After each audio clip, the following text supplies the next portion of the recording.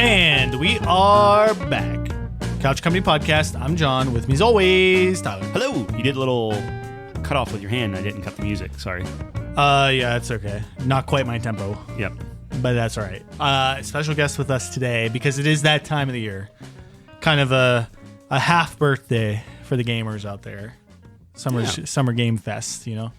Not quite game of the year, but as close as you get.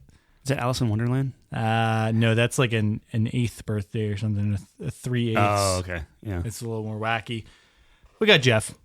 What Killed Jeff with us today, returning guest on his 28th appearance. How's it going? Hi, I'm Jeff, and I'm a Clydesdale. Apparently, You're a Clydesdale? Yeah, that's true. Clydesdale. Dude. We have been talking a lot about horses recently, and Jeff would be a Clydesdale. I think that's accurate. It's a little too regal for me, you know. What do you think? You're like a draft horse? Do horses ever like plow the fields? Like, are they ever like the mules? Of course. I want to. I think that's more. I think mules are mules. Well, Do you just want to be a mules mule? are mules, but I'm sure they use horses for. I think I'm field more of like a plowing. larger field plower, like ones that pulls the thing. That's turning it on its head. Imagine a cartoon where the horse wants to be a mule. There's something there, you know. Like there's a little. But you know what I mean? Parable. Like the Clydesdale is like this pristine, not pristine, but like you view them as the Clydesdales aren't going to get their hands dirty with some Ready clay. for this? right, Yeah. right. Can I blow right. your guys' mind? Yeah. All right. So we're going to go to our sponsor today, Gemini. Not actually our sponsor. Okay. Do horses plow fields? Yes, horses absolutely plow fields. While tractors are the modern standard on most commercial farms, many farmers, such as those in Amish and Mennonite communities, still rely on teams of heavy draft horses to turn the soil, plant, and harvest. How it works: a team of strong horses often breeds like Belgians, Clydesdales, or Shires, is fitted with heavy-duty harnesses and attached to a plow. As the horse walks, the plow's blade digs into the dirt, turning over the top layer of earth. So you are a Clydesdale. And that's or great because draft horse. You're a team player. I That's think perfect. a draft horse is like the umbrella term for all of those Okay. breeds. Like, I don't think a draft horse is a breed of Oh, horse. fine. All right. I know a thing or two about horses. So I just want to kind of inform you Thank you. that Thank you. you're wrong. I mean, your opinion matters because you are the expert on this panel of horse and horse breeds. That's correct. Although I was recently informed or advised, I should say, that maybe I should give up my pursuit of that field. But, well, you know, that's still up in the air. I like to think that we all have dreams, I have dreams. and mine is too. Look, here's the thing, man. Sometimes you pick the field. Sometimes the field picks you. That's- Okay, and that's kind of the situation that I've been in. Are you talking like a job? No. Or you're talking like a horse field. I'm talking Like a meadow. horses, and I'm talking life. Yeah. That's all I'm talking. Nothing more, nothing less. All right. We'll all get there. I think we're all gonna get there, dude. I'm like super excited, but Who's got it better than us? no one. It is Summer Games Fest. Maybe though. future us. Who knows? I don't think it's better. Could right? be. Yeah. I think so. We had Summer Games Fest. Yep. A lot of different events throughout the week. I actually didn't realize this. Jeff and I were looking at this at the bar though, but there's a bunch more events. It actually starts Oh, yeah, it's Monday. like- it's we like all week, totally yeah. didn't Yeah. watch this, but the main ones we did watch, which is State of Play, was on Tuesday. Yeah. And then the Jeff Keighley show, main one, was on Different Jeff, but yeah. Jeff with a G, Friday. Yep. And then we have Xbox tomorrow. Xbox is tomorrow. Yes, by the time this Xbox comes is out- getting little. So I was telling Chelsea, I went to bed. So Chelsea comes home. She was doing the water park and stuff with her school. She comes home. She's exhausted, and we're laying there. And I'm like, "All right, babe. So tomorrow, 1:00, Xbox. You know." She's like, "Uh huh." And I'm like, "Okay, Xbox, then Gears of War show." And sorry, we're gonna. No, I was confused by it because we were looking at the bar and it's like Xbox show 1 p.m. Eastern, and then it's like Gears of War show 1 p.m. Eastern. So is it like? I think it's right after. Just Yeah, connected. the email I got said it was that, and then the Gears of War follows the Xbox show. So they'll probably be like, okay, here's an extended look or whatever. It's probably gonna be like 20 minutes, maybe, if that, right? We'll see. It's got to be. We're gonna get into some stuff that was a lot longer than I expected. Honestly, that's true. dude, they showed a lot. That's true. So we'll see. I think me and Jeff were talking. I think Xbox has a lot of pressure on them tomorrow. Oh, absolutely. I think this was a really strong week, and Jeff believes in them. I think Xbox is going to come out very strong. They have to, and I think they have to, not just from the game standpoint, but from the leadership standpoint. Yeah, like what's her face has like Shawarma has to come out. Shawarma? Is it Asha Shawarma? I want to say shawarma. I think it's shawarma is like a food. yeah, it shawarma? Shawarma maybe. I think it's just Sharma. It's very close, but I'm not helping you here. She's coming out. She just completely changed up all the leadership and I everything. think she's been doing great, which is so not far what I expected, honestly. If her only misstep right now, and I don't even understand how this is a misstep, is putting a PlayStation logo on the key cards or whatever, where it says like, here are all the games coming out, and they put like, it's coming out on Xbox and PlayStation. Like, oh no, transparency, like that's a bad thing. Yeah. Anyway, so she had to apologize for that, which is stupid. Dude, never apologize. Exactly. For our listeners out there, never apologize. Usually. You think horses apologize? Horses definitely do not apologize. No, they do they not. actually don't have the capability of communicating like that. So, little fact. But I don't think horses can feel sorry. Oh. You think? horses? Yeah. I mean, dogs can feel sorry. yeah. And cats- Can dogs feel sorry? Yeah, So you're saying they yell can at only them and feel they- excitement? Hmm? They can only feel excitement? No, but I think they can feel sad. But like being sad and being sorry are two very distinct things, Well, right? you know how you like rub your dog's nose like if they have an accident in the house? or Yeah, whatever and it's stuff? I think your dog's embarrassed. I think your dog is sad, but I don't think your dog really. I don't know. I think being sorry is a human emotion. Ooh. like okay, like a regret type thing. Yeah, like I don't know if I could be totally wrong on this, but I think like animals know something's wrong, but they don't know what's wrong, and it's like I don't know. So anyway, her and Matt Booty have a lot to live up to, and that's kind of where we're at. So we'll see how the No, presentation I goes. was very. I mean, like obviously, you have someone come in who was a part of the AI division. Yep. And brought a lot of her friends in. yeah, and Yeah. and obviously, you think that that's going to go a certain way, but I've been personally impressed with like just very like slam dunk items is what I'm calling it. Yeah, lower Game Pass, change it to Xbox Studios, bring back the old logo, which I personally don't have any fun. Like I don't care. Like if you're gonna go back to old school logo, technically, don't go Xbox, go 360 era. Like go back to that. I agree with that. Anyway, That was your best console. yeah. Yeah. Even though like when you really look at it and how much it like red ringed and everything, and they still they overcame Gotta that. do the towel trick, dude. You don't know how Solder it many back in there. Yeah. Xboxes I've wrapped towels around, Sure. got an I've extra never couple had to months. do that. I had to do that on 3 of them at least. I worked at GameStop, so I just got new ones. I just swapped them, That's what, yeah. which is real bad. You shouldn't do Yeah. that. That's No, apparently illegal. I was about to out someone who did that for me. Yeah. I'm not going to out them, Yeah. but yeah. yeah.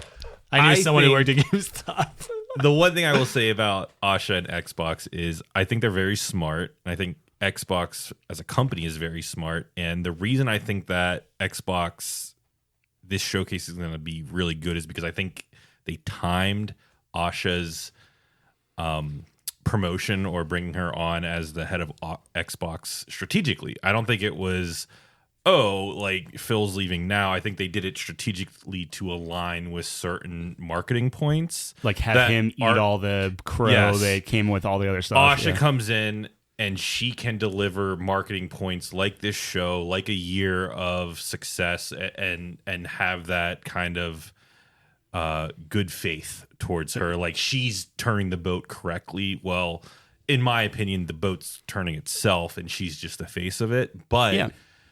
I think that's part of marketing is to give whoever your new head is kind of like a proper Like intro. polish the trophy. Hey, just hold this up for a little bit. Please, yes, Yeah. please just be the face of the decisions that we're trying to make to right the ship. And that is why I'm very confident in Xbox this year. I think now that we have this transition from Phil to Asha, we're going to start to see a lot of player-focused decisions. I know Ryan McCaffrey over at IGN, who's their Xbox guy, is predicting like a very small price adjustment in the consoles just as a show of good faith, whether it's like a $25 or $50 decrease in the consoles, just to be like, Because they can afford it and just take like, that hit. hey, like, we're sorry, this sucks for gamers, but just as like a very small gesture, here's 25 off our console or 50 off our console, getting ready for GTA coming out, where it's going to be a console exclusive to Xbox and PlayStation.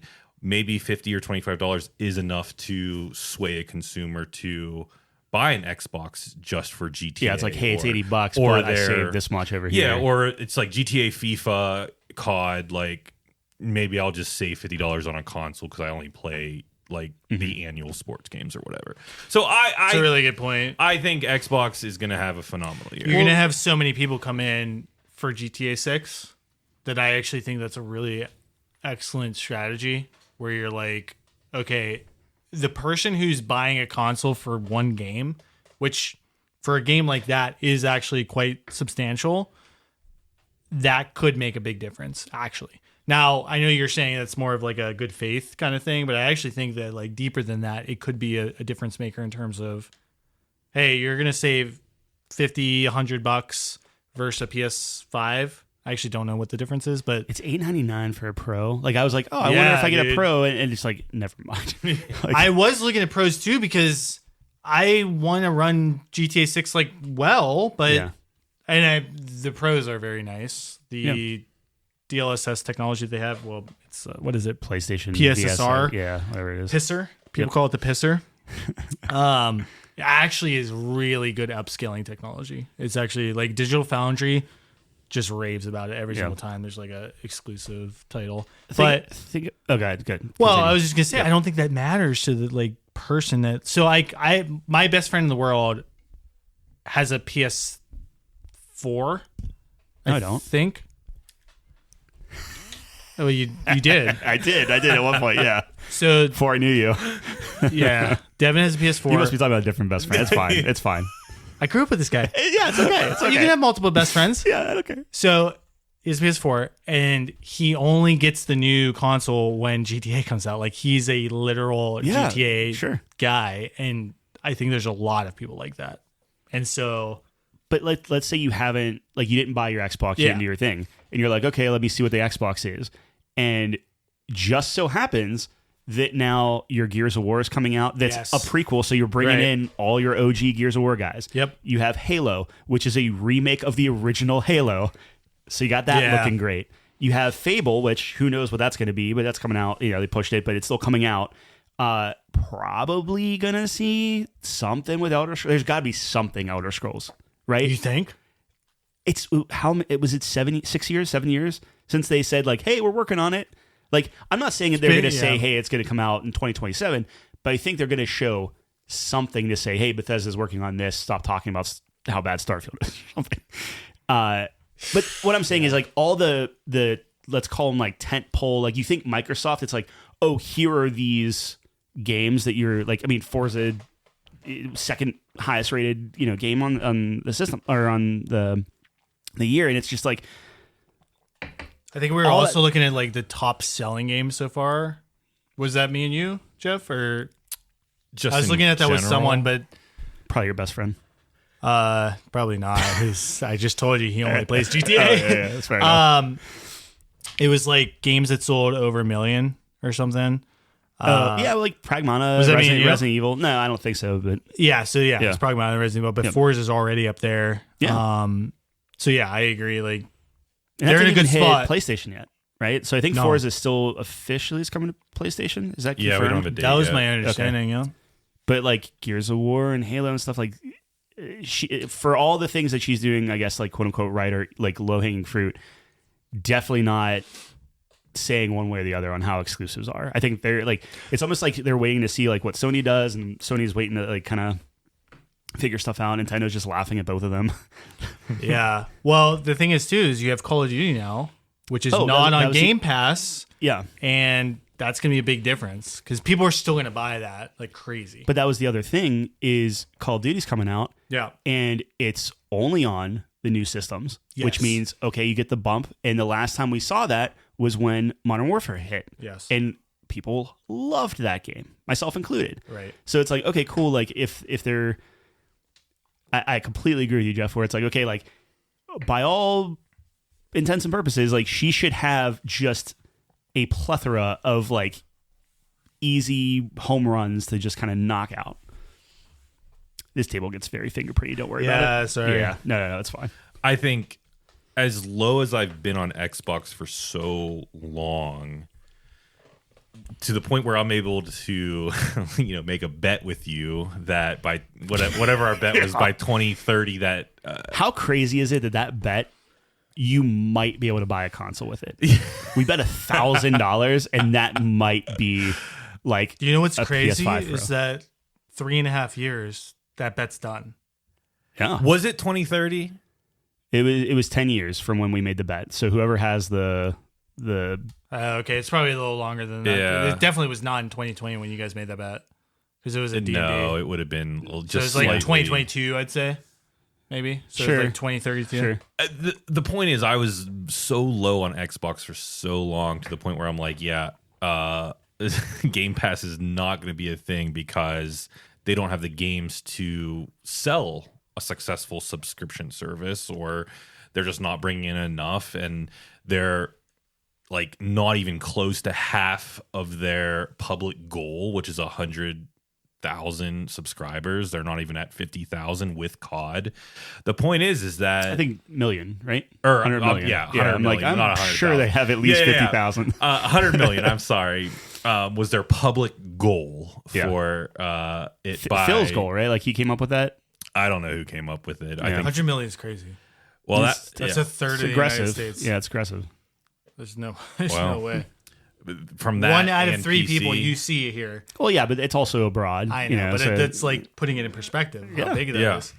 And now I'm like, not that I believe in Game Pass anymore, but I do believe in Xbox a little bit. Like I know Kyle's probably like gritting his teeth as I say this, but it's like I don't think going like with the what is it, the Asus ROG Ally X or whatever, like that handheld, it might play fine, but I don't think that does anything for the Xbox brand. I don't think that moves any type of needle. I think it actually just confuses the public. Like I don't think a console gamer, except for the most hardcore out of the hardcore, are looking for that experience.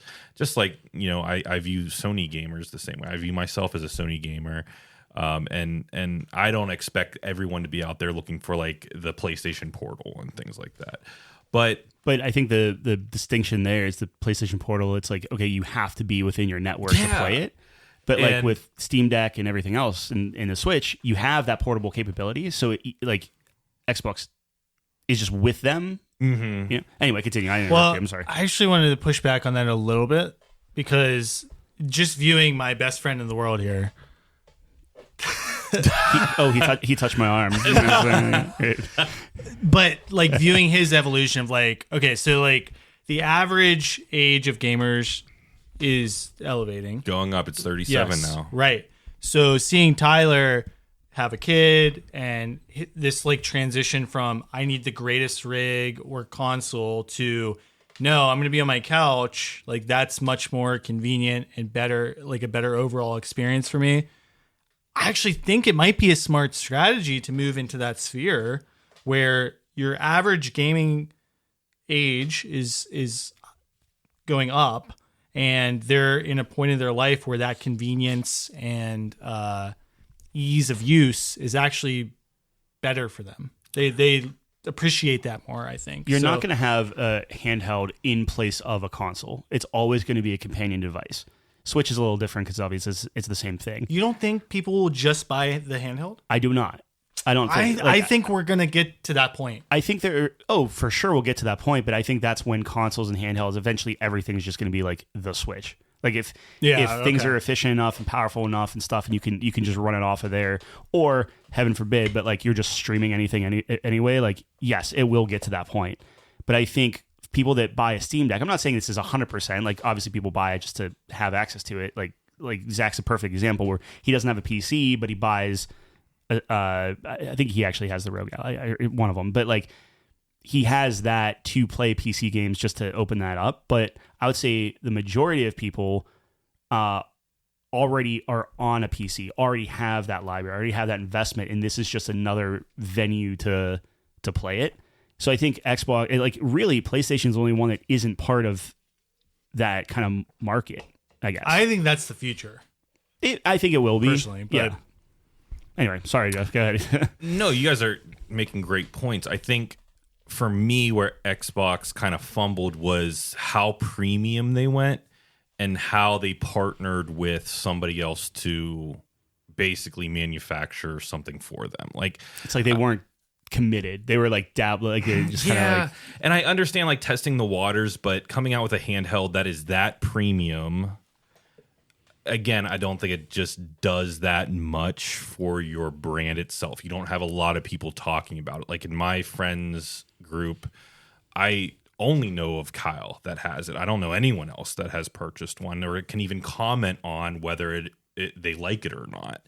And I think that, you know, moving forward, I hope that the companion piece, like you guys are speaking of, like the future to the console is like much more affordable, or at least less than the console, and uses some type of streaming to your console functionality to allow you to play like a little bit in bed. Like I like that idea a little bit more than charging whatever the Ally was, 1,000 or 1,100, 1,200 if you get the X. Yeah, like I don't remember what it was.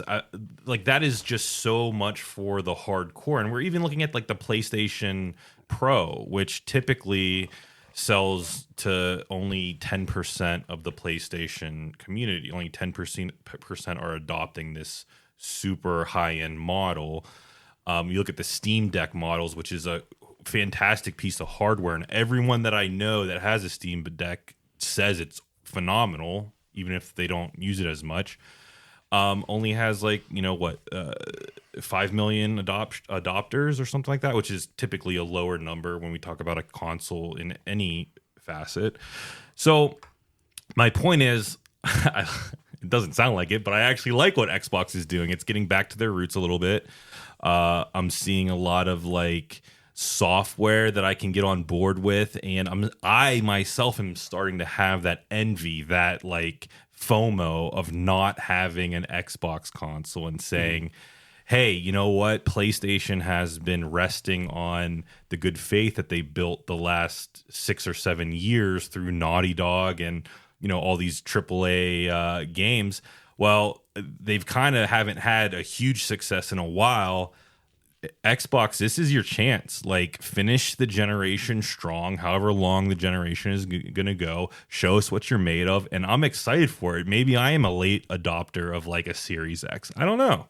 I really don't know, but my PC can't handle your games. So if they're as good as they are, I might have to pick up a console, and that's good for you. I'm happy for that. Like, I don't want Xbox to fail at all. I don't want any of them to fail.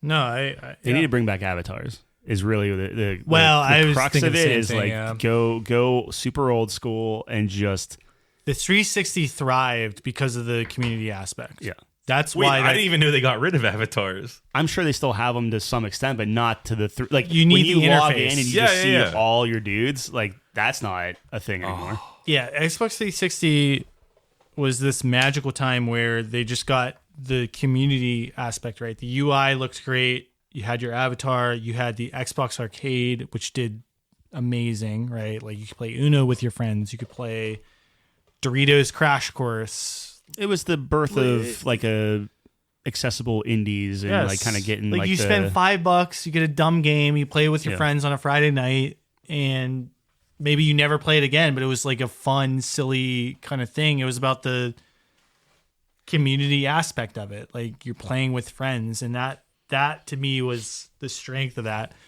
I think with that though, Sony's been dominating to me because they just have the best exclusives though.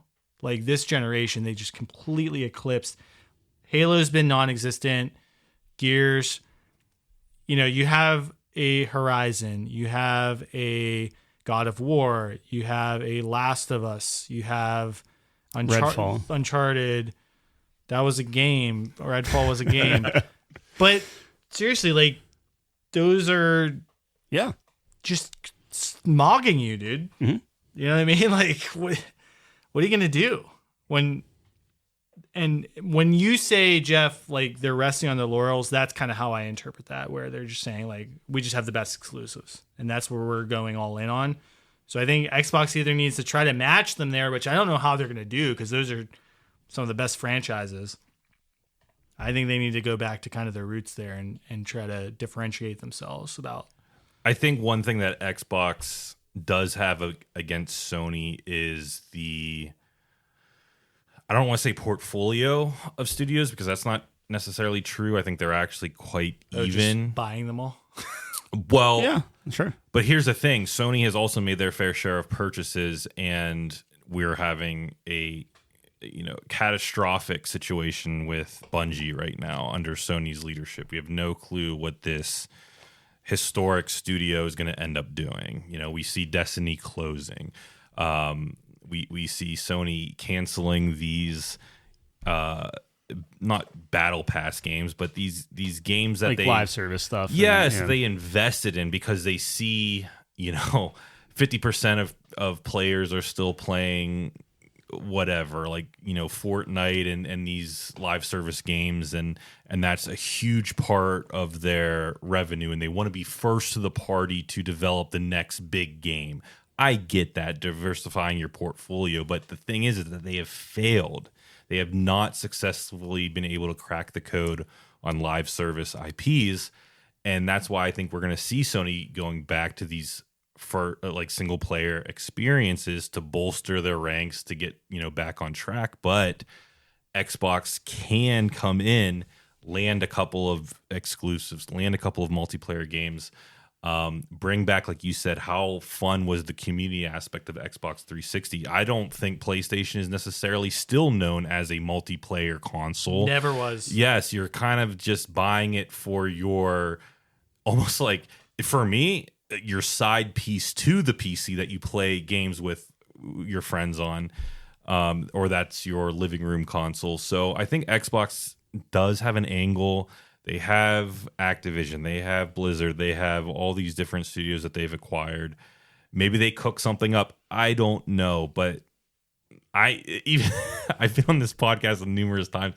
It doesn't sound like I'm rooting for Xbox, but I do want them to flourish. And I actually want Bethesda to flourish too. I think Bethesda needs a win, and I hope. Dude, Bethesda, BioWare, Bungie, like they're all B's. They'll start with B's. But like all those like old studios that like really hit it out of the park, they haven't changed. So it's like, yeah, this was awesome in 2010, right? Now it's 2026. What do you got? And it's like, oh, the same engine, like it's Did just you die a hero? Yeah, huh? You live long enough to become the villain, man. Well, people left, right? I think Xbox has a very good, like if you look at like random things like Power World, right? And they had Expedition 33 on Game Pass, so like they have these things where you could draw it, like So it's almost like a competition by 1,000 cuts type of thing. Where yes, I don't think Gears of War is going to stand toe to toe with God of War, right? But on the flip side, if you could pull that off with God of War and actually make a compelling, like emotional single player game, you can't write. Do I think they have the chops to do it? Probably not for Gears. But could you surprise someone and do that? Could you have John 117 take his helmet off and get a little bit more human and stuff? Like, in some levels, that's like, oh no, that's not my Master Chief. But that wasn't my Kratos either, and I loved the guy at the end, right? So it's like it's doable. It's just who you get to do it and how you do Yeah, it. but You know? Kratos talked in the first 3. Yeah, well, look, the dude talked. I'm just giving random examples. No, but, I agree. you know, I think Expedition 33 is a really interesting example because does it make sense from an Xbox perspective? Like, if you think about Game Pass, what are you trying to accomplish here? To me, I think you're trying to hit your home runs by going after these smaller studios who have a big vision in mind but don't have the capital to do so. That's where Game Pass is perfect because it's like, hey, we're going to give you the funding for this, right? You now have a budget where you can live out what you're trying to do, which is what Expedition did. Like, they were not big enough to do what they pulled off. And then, in my mind, couldn't have without Xbox's support. So now you're going after these smaller studios where they're trying to do something bigger than themselves. And that's where you're going to hit your home runs, right? So, and I don't even know what that looks like. Like, maybe it's like you throw enough money at them where it's only Game Pass, right? And that's where you fight your exclusive battle. Like, imagine if Expedition 33 was like, they're like, hey, we're going to completely fund this, but it's got to be only Xbox at first or only Game Pass at first or whatever, right? if you believe exclusives are the way to... It seems like that's where we're going again. Console wars are coming back. Yeah. That's kind of because I think PlayStation was saying that they're pulling things from... PlayStation doesn't need PC is the main crux of that, and I think the response should be that them a little bit. What? I think Steam spooked them a little bit when it's like, oh, you can play every console on your Steam Deck, whether it be emulation or you know, it's like, right. Well, I think the response should be like, all right, fine, we're not going to put Forza on. I think PlayStation. I think they said single player games would go exclusive, but multiplayer games like your like Helldivers and stuff will stay. Yeah, it depends on the environment that the game needs, basically. Yeah. But I think, oh man, for Xbox, for me, what I would want for them is to just run damage control for the rest of the console up generation. To Helix, you mean? Yes, and do their best to regain some of that good faith from the player, create some of that FOMO that I'm experiencing, and really knock it out of the park with the next console announcement. Like, and stick the landing. Yeah. Make people want to come back to your base console. Yes, if you want to diversify and make sure that you can play all your games anywhere, everywhere, Game Pass, all that, whatever, do all that good things.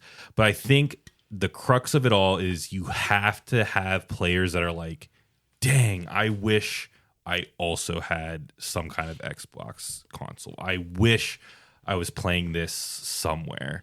And I don't think the PC market can carry that. I think that you need some type of home console to spread the word of mouth, because PC gamers are so fickle, myself included, where I load up my PC and I'm like, you know what? WoW's right there. League's right there. Am I really loading up, the Xbox app? Maybe sometimes. And have I forgotten about Game Pass subscription for months at a time? Yeah, but I'm still not playing anything. I'm not creating microtransactions because I'm loading up World of Warcraft. I'm loading up League. I'm loading up Minecraft. I think the PC market is so competitive that you need somebody that's loading up just your marketplace at a home level with their credit card already loaded up, ready to make impulse purchases, ready to make DLC purchases to really flourish next gen. And I'm rooting for everyone. Do we think that we see, because obviously Helix is rumored to be like basically a PC where you can start pulling your like Steam games in and different things like that. And I think that the Steam machine not launching yet might be kind of screwing with them a little bit, because I'm sure they wanted to see how that was received and like, hey, are people ready for this yet? Or do we need to like put this in a box and pretend this is only a console? But do we think that we're going to start seeing like, oh, hey, the multiplayer aspect of it? Because like to your point, like a lot of like your Fortnites, your Minecrafts, all that stuff, that's all like free to play online, I believe, right? Like you don't need like Xbox Gold or whatever that they call it now. And you right? don't need you don't need PlayStation either. You can actually just boot that up. So do you think that Microsoft just eats the online aspect? And That'd be great. Yeah, and say, hey, look, if you want our Game Pass, we'd love that. You get all these things, here you go. But because there's no universe where you launch a console PC hybrid and then charge someone for online play. You can't do it. Like PC would revolt. Right. So do they try to like make it seem like they're this kind of benevolent company, right? Doing it that way, saying like, hey, like this is all free now. Your cloud saves are free. Like we have the infrastructure. We don't need to charge you nickel and dime you for this kind of stuff. Like I could see stuff like that happening where like you would need that level of like evolution, I guess, in terms of like the structure there. And then that would put some pressure on Sony to like be like, okay, like how are you gonna That's interesting. I mean, what's really interesting about that, because my mind keeps going back to the like golden age of the console wars, where it was like PS3, Xbox 360, and Xbox 360 you had to pay for gold, right? You had to pay for online, but the quality of that service was so much better, because I had friends who played on PS3 and it was terrible. Mm-hmm. They would disconnect it. They didn't have the UI. They didn't have that experience they have with Xbox. So I think getting to a point where it's kind of the inverse of what we saw in that age, where it's like, okay, we're actually gonna. Yeah, but it's think gonna about be how free much now. They set up now. Like what I'm saying, I is think like it all comes down to marketing. You got to really hit that home, where it's like, hey, you've known Xbox Live for years, paying for it or whatever, right? And now it's free. Like it to me, I don't know, my marketing brain, which I'm not a marketer, but it's like Xbox Live's free versus like this is just the internet. You know what I mean? I would just love to see, because that's like bundled in with Game Pass, right? Like I think it's just like that ultimate subscription, or like it's all together, right? So like I would love to know how, like what percentage of people pay for Xbox Live versus not, like all that stuff, and how much of that cost actually goes to maintaining the live portion versus how much of that cost goes to securing the games for Game Pass. Yeah. So like it could be like technically free right now, like as far as like what they're doing. So like it wouldn't even really be that big of a hit. Who knows? Maybe it is, but like it almost seems like there wouldn't be that big of a hit on Microsoft if they just said like, okay, like we're an online console. Who are we kidding? Like, here you go. This is your thing. I think they have to open that up and really just like, hey, if you like PC games, play your Steam games on here. That's fine. You can hook up your TV. You're set. It's an alternative to the Steam machine that's like way more powerful. But if you want a console, it still boots up like a console. You're never going to see like behind the curtain. If you want to see behind the curtain, hit this button. If you don't, pretend you don't. Like I think that could be a way to do it. Well, the Steam machine's in trouble. Feasibly, yeah. So for what's context, going on with that? Yeah, so for context, it's too expensive. It should have come out already, but I'm in Kalshi. I bet on how much the Steam machine was going to cost. Okay, so I'm following the charts, and I told you it was going to be expensive. I told you, like I said over 900. Yeah, which originally it was supposed to be what 700 ish. It was going to be like Steam Deck ish, which is that around 6? Yeah. So I had over 900 because we had our RAM shortage, all this shit going on. And recently it completely spiked. Well, that's because now a Steam Deck costs 900. Exactly. So the Steam Deck increased in price. Now the Steam machine, the graph just went crazy. So I think that alleviates some pressure on like a Helix. The deal, next, where it's like, like the consoles are going to be $1,000. Yeah, exactly. But like the Steam machine was supposed to be a throwback to an entry-level console, but this bridge that you're talking about to that PC-esque experience where you get to play every game and you get the Steam sales and you get that console gamers typically miss out on. That seems like it's gone, kind of. Yeah, but I guess we'll see how it plays out. I don't know. Yeah, Kyle and I have had this conversation numerous times, and he believes so much in the Helix model, and the Helix model just confuses me. Like, I do not know how you even get a non-hardcore gamer on board with that. And that's my confusion, is if we're trying to appeal to the gamer at home, the gamer at large, I don't know where for me, that is a bridge too far for your everyday gamer, or even the gamer that's buying a console for their kids, like their 10 to 15 year old, you know, that area where they're going to go with the either more straightforward or we unfortunately are at the point where consoles are going to be $1,000, but or you get the streaming box. Yeah, you know, like I think those are going to be your two options. I don't think you're going to get like Xbox X and Xbox S anymore. I mean, technically, like probably, but like you're going to get, hey, here's your Xbox console proper, and it's a console. And like I said, it'd be like, oh, people that are like in the know or want to like mod it, do whatever, like you can open that thing up if you really wanted to. But if not, the operating system is the operating system, right? And then I think they're going to sell maybe something that's like dramatically smaller. Like I could see them like having like, here's your Xbox console, and then they like pick it up like a shoebox type of thing, or like how Steve Jobs came out with that'd like be cool. The MacBook Air in like a manila envelope or whatever. I could see them giving like this tiny little device, like an Apple TV or something. It's like, here's an Xbox. It only runs like the Xbox interface and everything, purely a streaming console. And that's what parents get their kids, where it's like, hey, we have internet. Like a lot of people, I'm not saying it's obviously like worldwide and everything, but like I would say a good number of people have access to, in today's day and age, to like high enough quality, you know, like where it's like, oh, here kids go play, you know, Gears of War. I don't know, like, you know, whatever, but like enough to dabble in it. And then if they like it, then it's like, okay, now we bump it up, because like PlayStation's going to be just as expensive. You know what I mean? Like I think that's the thing, is like before it was, oh, this is a high end, high tier thing. But when you're saying like, oh, Helix is going to be $1,500.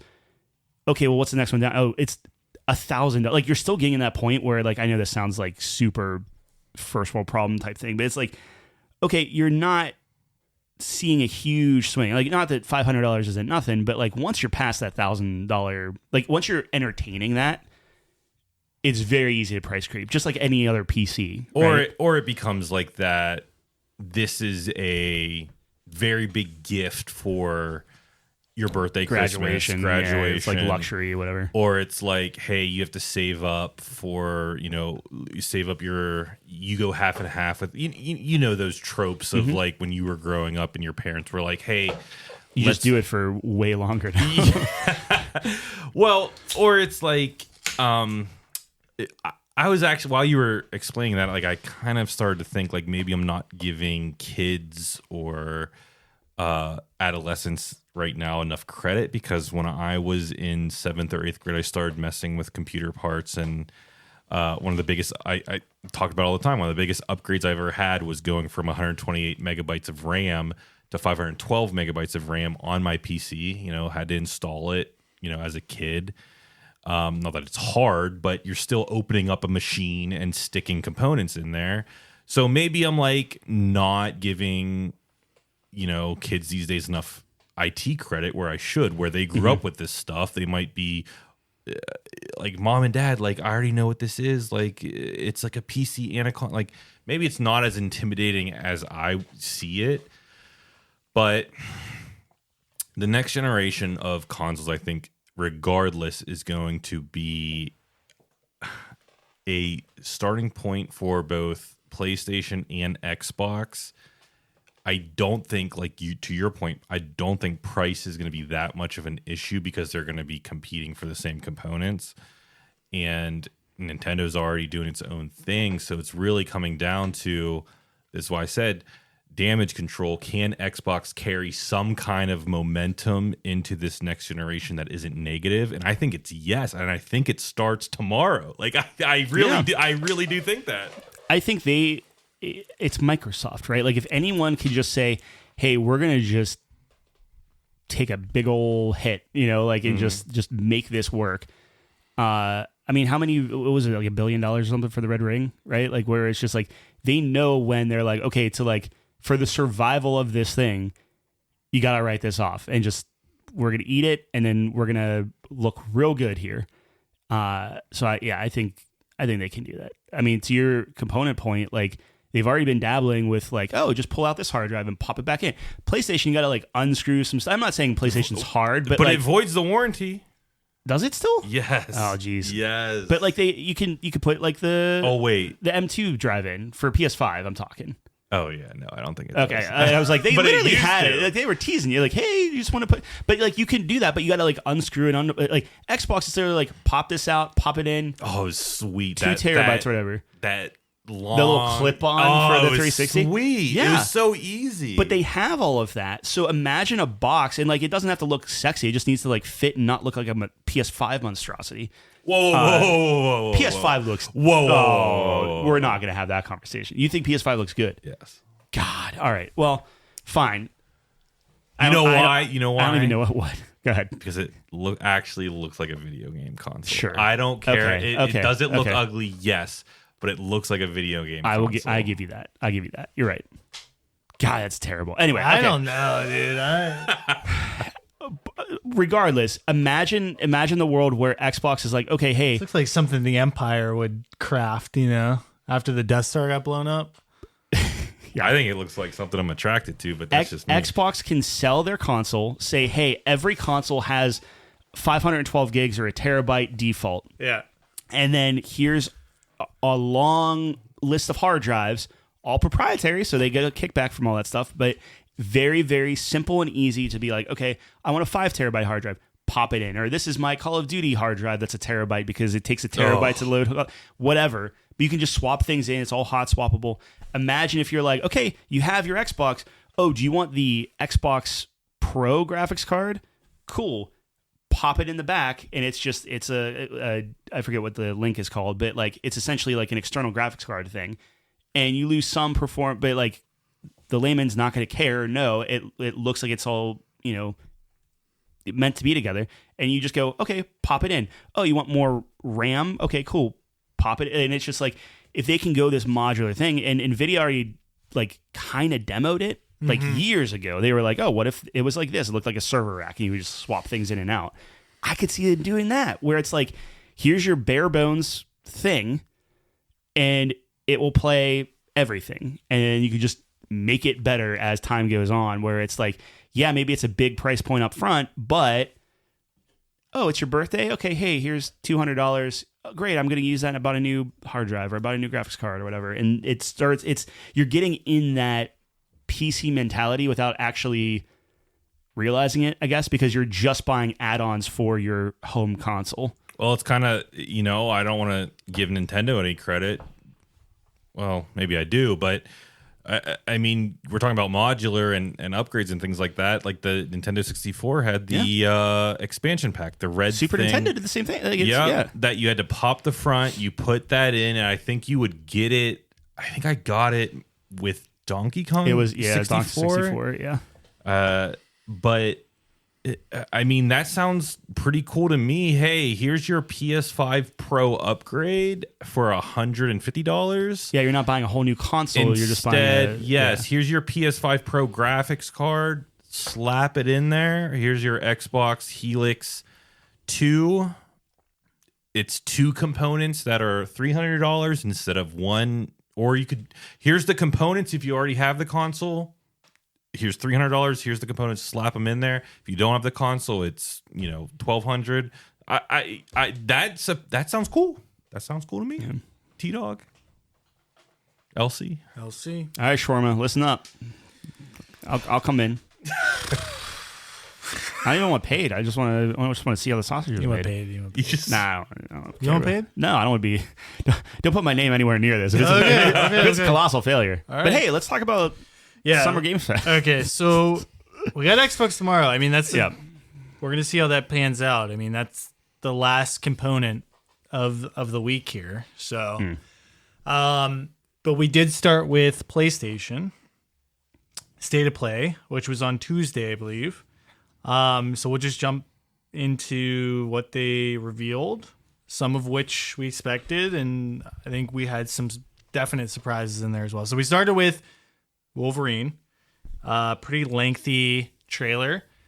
Now we're pretty split on this because I know Jeff is not excited for Wolverine, but I think Tyler and myself are. So, Jeff, why don't you go first? Yeah, Share your thoughts on this, man, because I think you're in a minority a little bit. I am, and I'm sorry. I don't mean to hurt anyone's feelings. I will probably end up playing this game, but it is not hitting the triggers for me. Spider-Man 2 did not necessarily move the needle for me either. So if that makes you feel any better, and the listeners in some kind of way, good. I like the X-Men a lot. And I think the things that it does have going for me is like this old school aesthetic with Logan, the Wolverine. He's wearing his yellow costume. You know, the gameplay that we saw was so brutal, like very bloody, very intense, which I'm game for. But I don't really even know what the story is yet. Like I don't know why I'm supposed to, like, why am I the Wolverine? What is the Wolverine doing? Is it, we saw in the trailer a little bit of like some kind of organization is maybe capturing mutants and selling them, or there's some kind of bad guy.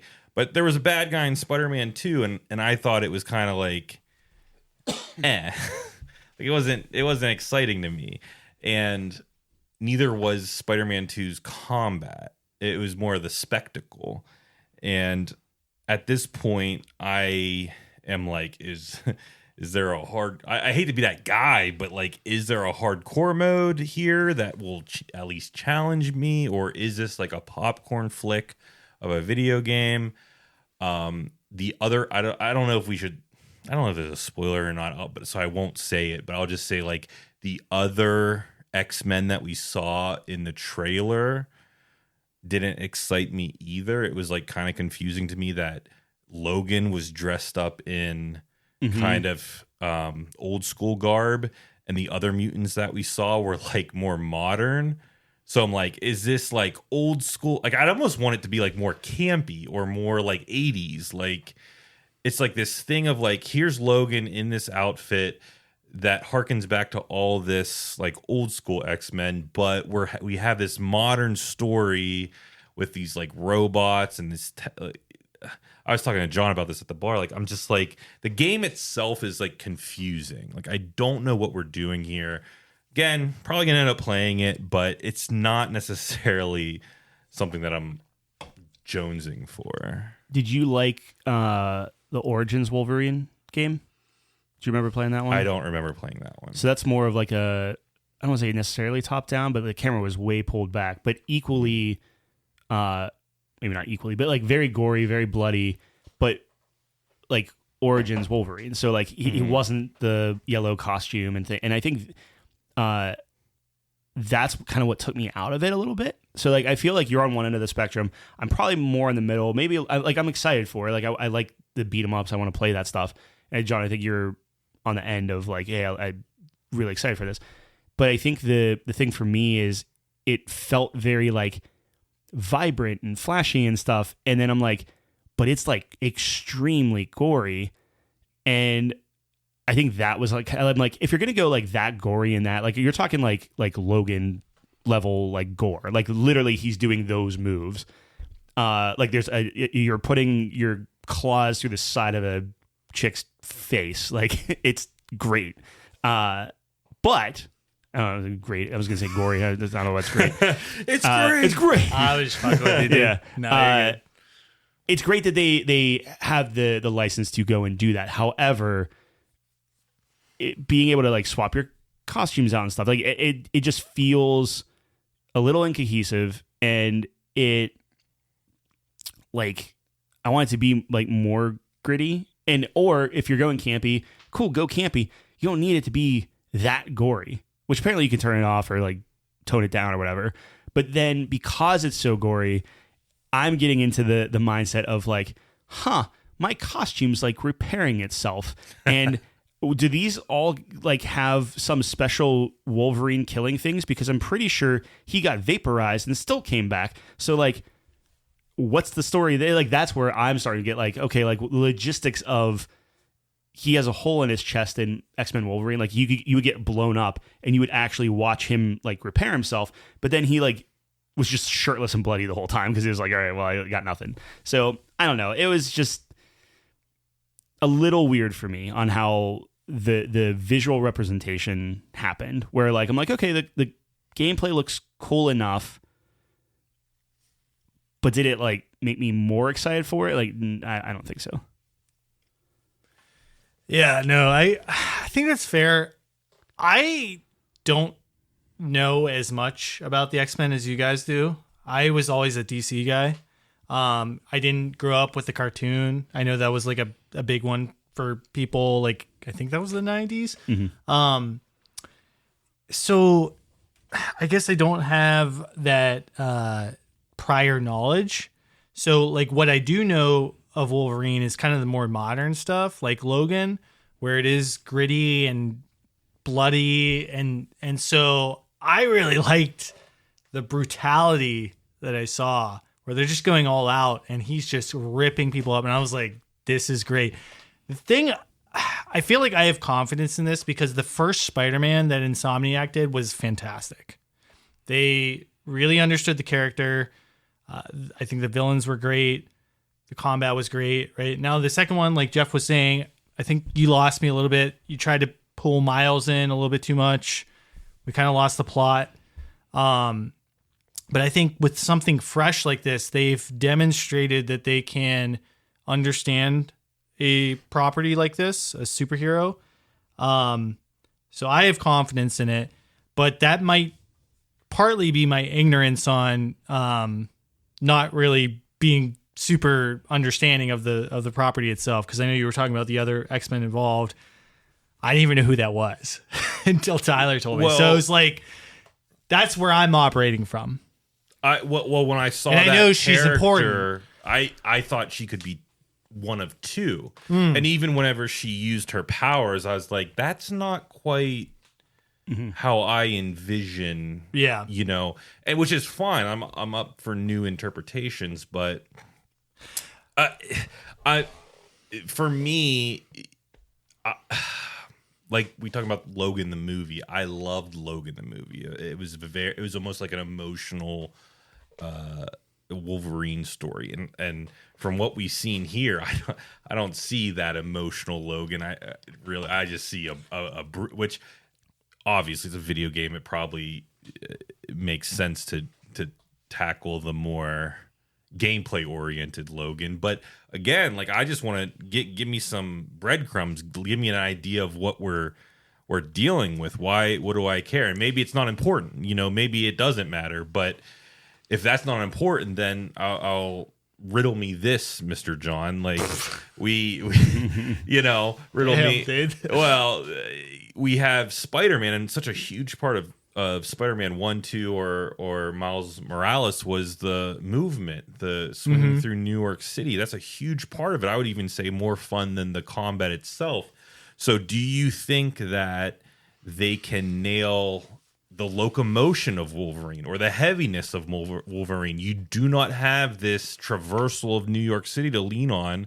So what are you going to lean on in a Wolverine game? Are you going to... My hope is that they can lean on some type of innovative gameplay, or something more deep than the Spider-Man gameplay that felt very button mashy for me. So yeah, what are your hopes? You're not gonna beat. I think we talked about this, where Spider-Man is the perfect superhero for video games. Yes, you have the traversal, you have the quips, you have the fighting. The powers all just lend themselves to translating to video. Like some superheroes translate to video games, some don't. Like Superman, such a hard hero to put in a video game. You didn't like Superman 64? Besides Superman 64, which is maybe the greatest gaming achievement game. of all Yeah. time, it's so difficult to like capture him adequately because like, dude, he can move as fast as a speeding bullet or whatever. Like it's like he's too OP. So we're not going to get that. I think it might be more linear level design, which I'm okay with if the levels are really interesting and cool. And like you said, the combat's good. To Tyler's point, they did showcase when he got defeated, quote unquote. And there was kind of like some sort of mini game button mash thing where he's like regenerating himself. So I think there is that aspect to it. Yeah, but not himself. It's himself and his costume. That's after that scene though, he literally was missing half of his Wolverine horn, and it like grew. Maybe back. he has a magic costume, dude. We gotta that- see the game. I know I'm Here's the being thing, like what is crazy. that? But the like- cutscene after that, he was missing his whole like he had a hole in his costume. Yeah, but sure, because it was like based off of the video game plot. He would have a hole in his costume even if you never took a hit. Yeah, You know what I mean? I think that's agree. the- I mean, like yeah. when you take damage, you should be missing your costume. Like you should be playing 90% of the game without a shirt, essentially. Yes, I If think so. he's taking the damage he's taking. So like totally agree. But to me, I think it's gonna be linear. I'm hoping it's gonna be really dense levels that are interesting. And the combat looks cool. It looks brutal. But like if you think back to the Spider-Man game, you had the Aunt May thing. Very emotional pull. They have that capability. And so I have faith in them to translate that to Wolverine in whatever way they're going to do it. I think this one was to demonstrate this is what this game is. Going to be brutal. It's going to be Wolverine that is like realistic, I guess, where he's just fucking people up. So that's, I think, what they were trying to get across with this. And I think they did. But I have faith in them. And like, they've demonstrated, like I said, that they can do this with a property at this level. So they kind of have to prove me wrong on that, I feel like. If it's not an open world, then I'm in. But They can't. How would you do that? Well, that's what I'm worried about. You're setting up yourself for failure for that. Like, do linear. You got to do linear with this. Good story, linear, tight. That's the way you do Wolverine, in my opinion. I think that's why I'm surprised that we even still have these questions of like the game's coming out in 3 months? And they didn't show anything. In September. They showed the same thing that they did when they showed the initial trailer. So like these questions that we're posing like right now, like what is the gameplay loop? What is the level design? That is surprising to me that we still don't know. And that is a part of where my skepticism is coming from. But I do love Wolverine. I do love the X-Men. And even John, I think you might have even sold me a little bit on it of like, if it is a linear, if there are linear levels that have, I don't know if people like this term, but like skill expression, where it's like beat this level and defeat all the enemies within a minute, or never lose your combo, or, you know, there is kind of like a, I don't want to use the word competitive, but just like an interesting stuff to interact with, like the forklift. The forklift was a big deal for me in this trailer, where he impaled someone on the forks of the forklift, and that was a moment for me. Like environmental. Yes, if there are things to interact with, and You're going to love 007. if there is that type of skill expression and gameplay expression, that might bring me back into the fold. See, the timing is the only thing that I can see being like, that's how you fail and like quote unquote die, where like if you take enough damage and your health bar goes all the way down, then it's like, oh, the bad guys escaped with the The prisoner luggage. mutants or whatever. And I could see that being like the fail state where you have to like start over again. But can that sustain a whole game where it's like, you're constantly like, just I gotta go fast, gotta go fast. What about this? Where I don't think they'll do this, but what if it was like you can't lose? Yeah, well, I mean, is that Wolverine. the spirit of Wolverine? That's literally Wolverine, like right? just mash X to get back in the fight, and you just see these guys go, "What the fuck? We just put a metric ton into this guy." Dude, that to me would be cool. They're where all it's androids. I'm sure they have some sort of like special bullets. But that he's adamantium or whatever, where it's like literally unbeatable. Yeah, right. Unless you shoot him with adamantium, and he forgets everything. Magneto or How cool would that be though? Where you're just like, you can't lose the whole game until you get to the last boss, where it's like Magneto just rips you apart. Oh yeah, Magneto just or Sabretooth, whatever. Whoever can. The thing about Wolverine is kind of like the same thing with the Juggernaut. Like, kind of unbeatable, but also like crowd control CC. Yeah. Like that's how you beat the Master Yi's of the world, man. You got. I had to bring League in a little bit. Yeah. While he's unbeatable, he's also not susceptible to other powers that immobilize him. So it's not like a Galactus, right? Where it's just like unbeatable, or like we're talking about like Professor X, who's just like, I put you in an infinite mental prism or domain expansion. Domain, So we'll see what happens. I'm excited, man. I think it's gonna be awesome. What was the release date on it? September. It is September 15th. So I think that's gonna be a common theme. Yeah. Where a lot of every game is this September. What was the meme he sent us? When's GTA 6 coming out? Yeah, let's do it a month before. They had a calendar up, and it was like September, and then like GTA was like the next month or whatever, and it was just all the games were in September. They're like, I think we put it here. Yeah. All right, what's our second game? Yeah, so we go into the next one, and similar theme here. This is Tokon. Marvel Tokon. I'm gonna run to the restroom while you guys talk fighting games. Sure. I wish I was more into fighting games because this game looks so dope. I love the character design. They're not going like classic. I mean, we just talked about like that was classic Wolverine costume. With this game, they seem to be doing their own kind of interpretation of it. There seems to be an Eastern influence, like a Japanese influence on it, right? And so I think they showed the bad guys on this one, right? So we saw, I mean, we already had Doctor Doom, but it was Doctor Doom's Knights or something. It was Carnage, Green Goblin, and Magneto. Yeah. So that was really cool. I think, I don't know. I mean, I'm really curious about this. It makes me want to try it, but it's a team 2D fighting game, which is like mechanically the most difficult fucking thing you can do. So it's like, you have 4 people in your squad. You're going to be subbing them in and out, comboing. I'm really curious how they do it because here's the problem. When you have a fighting game, you're trying to balance accessibility for new players with the skill expression and ceiling of excellence from long-standing fighting fans, right? Like you want a high-level competitive environment, but you also want new players to be able to jump in and button mash or be able to be comprehensive in some fashion.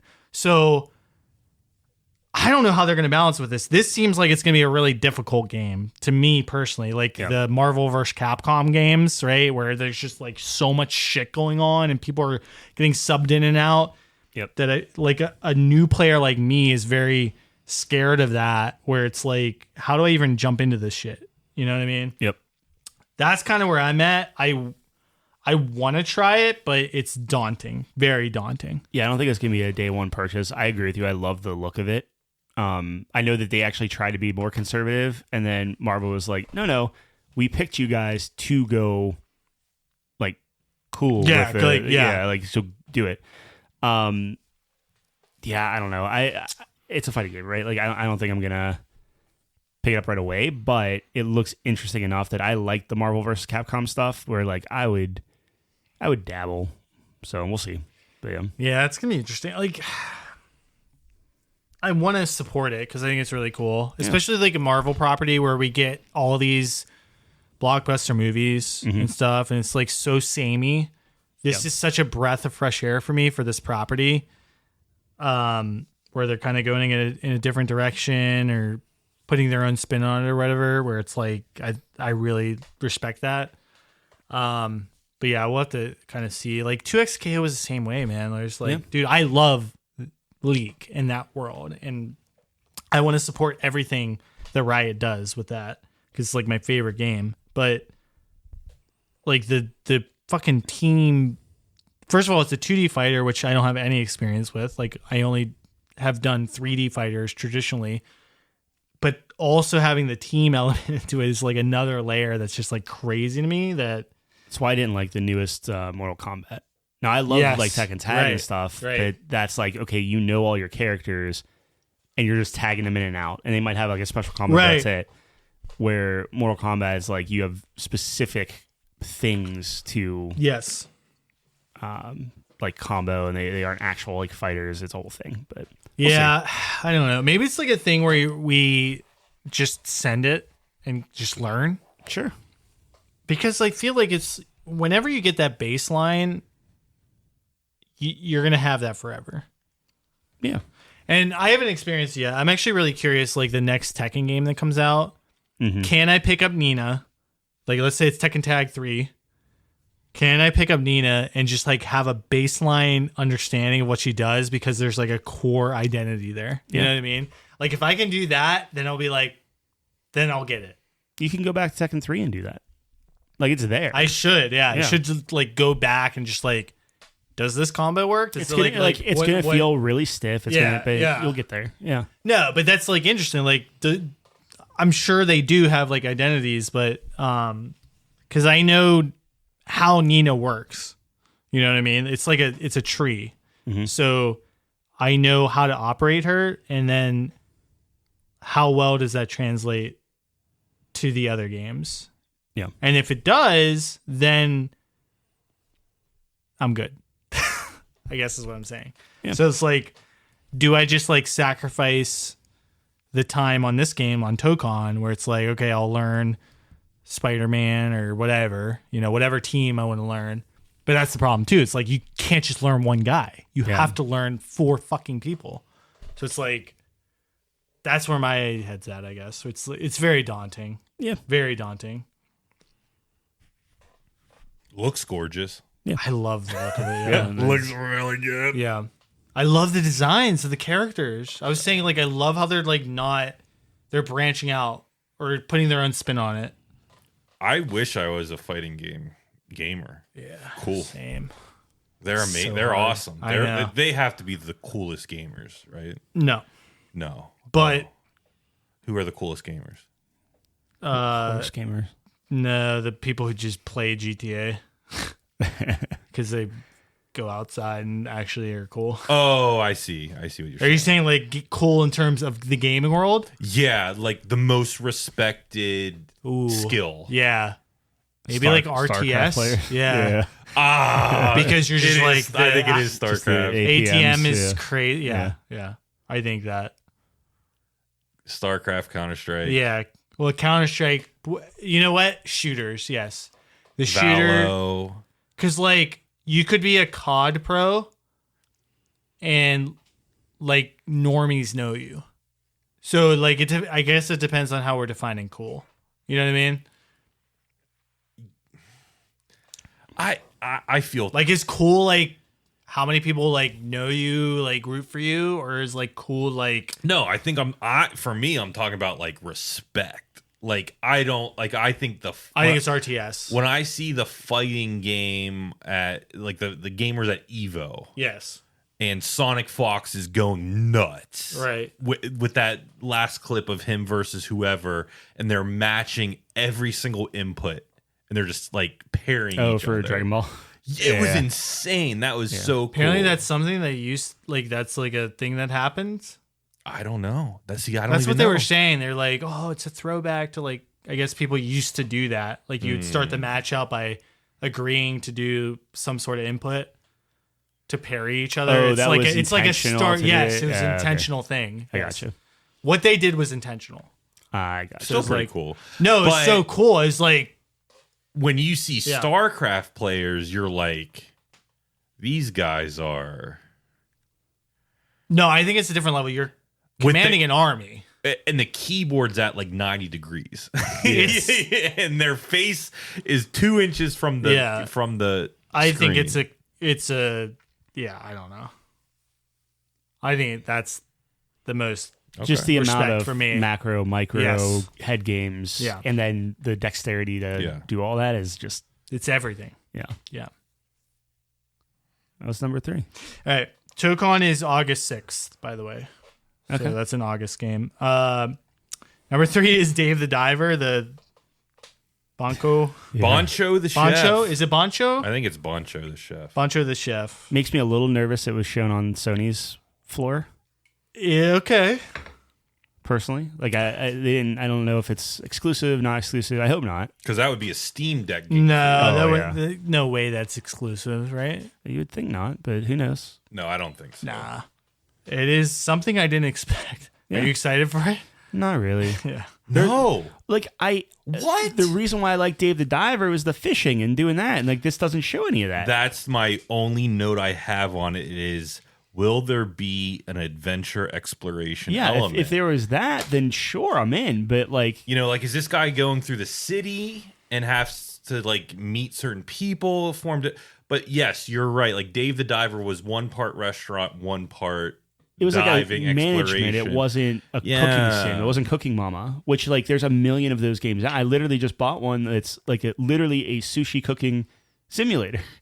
Which is this, apparently. Yeah, so that actually got great reviews. Like it's people are overwhelmingly positive on it. So I don't know. I think it's coming into a very saturated market, and like Dave the Diver obviously has some pull, but like the reason why Dave the Diver was so cool was it had so many different things layered onto it, where you had the exploration, you had the sushi shop, you had the second sushi shop, you had the card collectibles, you had like all this. So it's like the farm. You had a fish yeah, farm. exactly. Like, there's so much. So to kind of strip all that, like, which we saw very little bit. Who knows? Maybe they have all that, but like that's the kind of stuff that I want to see more of to be excited for it. But it's cool. I mean, they should do more stuff. They did a really good job. John? My brain's a little broken on that one. I don't know. Okay. Dave the Diver was cool, though. It was a good game. I don't know if we needed this, dude. I don't know. We'll see. Maybe it'll get good reviews. I think, to me, it's going to be a wait and see. I think this is a mighty guy. If the Open Critic guy has a cape on, I'm going to play it. Let's put it that way, all right? All right, we go to the next one. This is from Unseen. This is Kamuri Hunt the Unseen. So this is the Tokyo-based game where they're fighting kind of spirits or whatever. Yokai. They make a pact with a demon or something, which has never happened in the history of It's perfectly safe. Japanese video games. This is from the one woman who's, I think it's her studio. Mm-hmm. I can't remember. Her Yeah, name. the super charismatic. Yeah, she's super cool. Falls under the developer category of just being like that kind of quirky, eccentric person. Yeah, so yeah, it's very urban based, kind of actiony. Yeah. It says alone or an online co-op, which is interesting. But I don't know. I wasn't super like into this one personally. Yeah. It didn't grab me. It's one of those, like, if it suddenly like pops off and people Yeah. love it, I'll play it. But Yeah. like, I'm not like looking forward to it per se. Like, it's not like I'm like counting the days down. Yeah, this is another one I just kind of feel for, like trying to come into a multiplayer market that's so tough to break into. It's stylish. I get it, but I actually didn't know that it had a single player option. That's kind of intriguing, but I don't think it's at first look. It's not going to do enough to get me to either purchase or install. Like Tyler's saying, like if it pops off, if enough people are talking about it, sure, give it a shot. You know, is this a couple of weekends with the boys hunting demons? Maybe, hopefully, but didn't really get me super hyped while watching it. I mean, this week there are certain games where we saw and we were like, oh, this looks awesome. Whereas like this one is just like, this looks like one of those, and kind of move on. All right, next up we got... Which I feel bad saying, because that lady seems very genuine. And I know. earnest, That's the tough part. We got Tomb Raider next.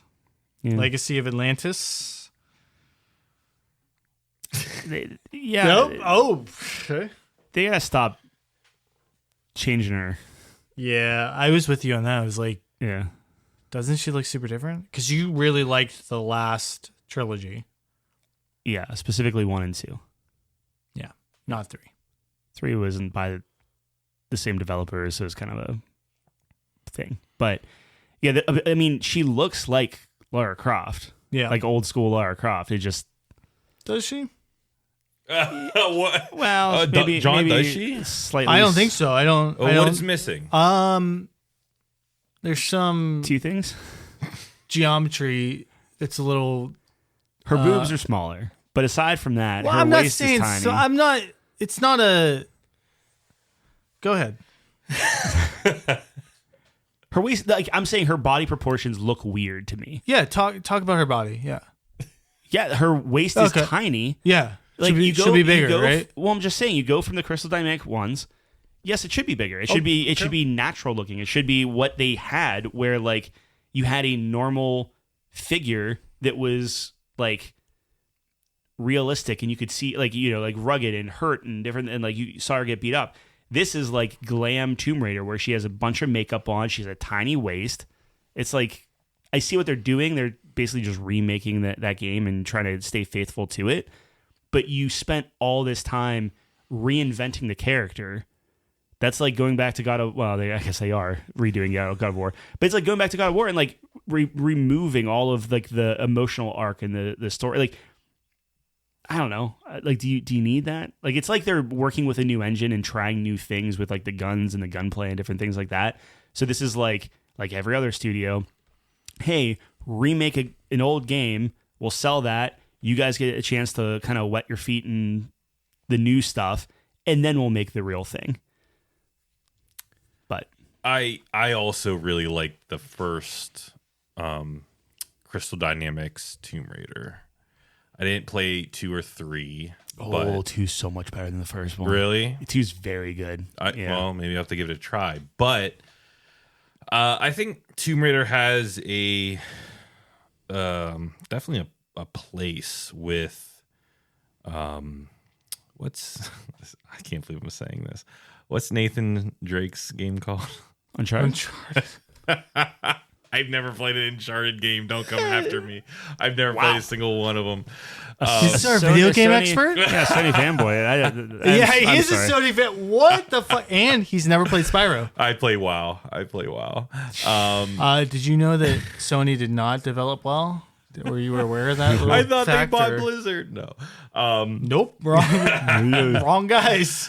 No, I think that with Uncharted being a little bit dormant, I think this fills a void for some gamers. I also am confused by the this is like a remake, of I think it's the first one because it's Legacy of Atlantis, which I thought was the second one, original. Oh, is that the second one? Yeah. The only thing that really has me here is that I know the Tomb Raider games are very often speed run. They're very big in like AGDQ and things like that.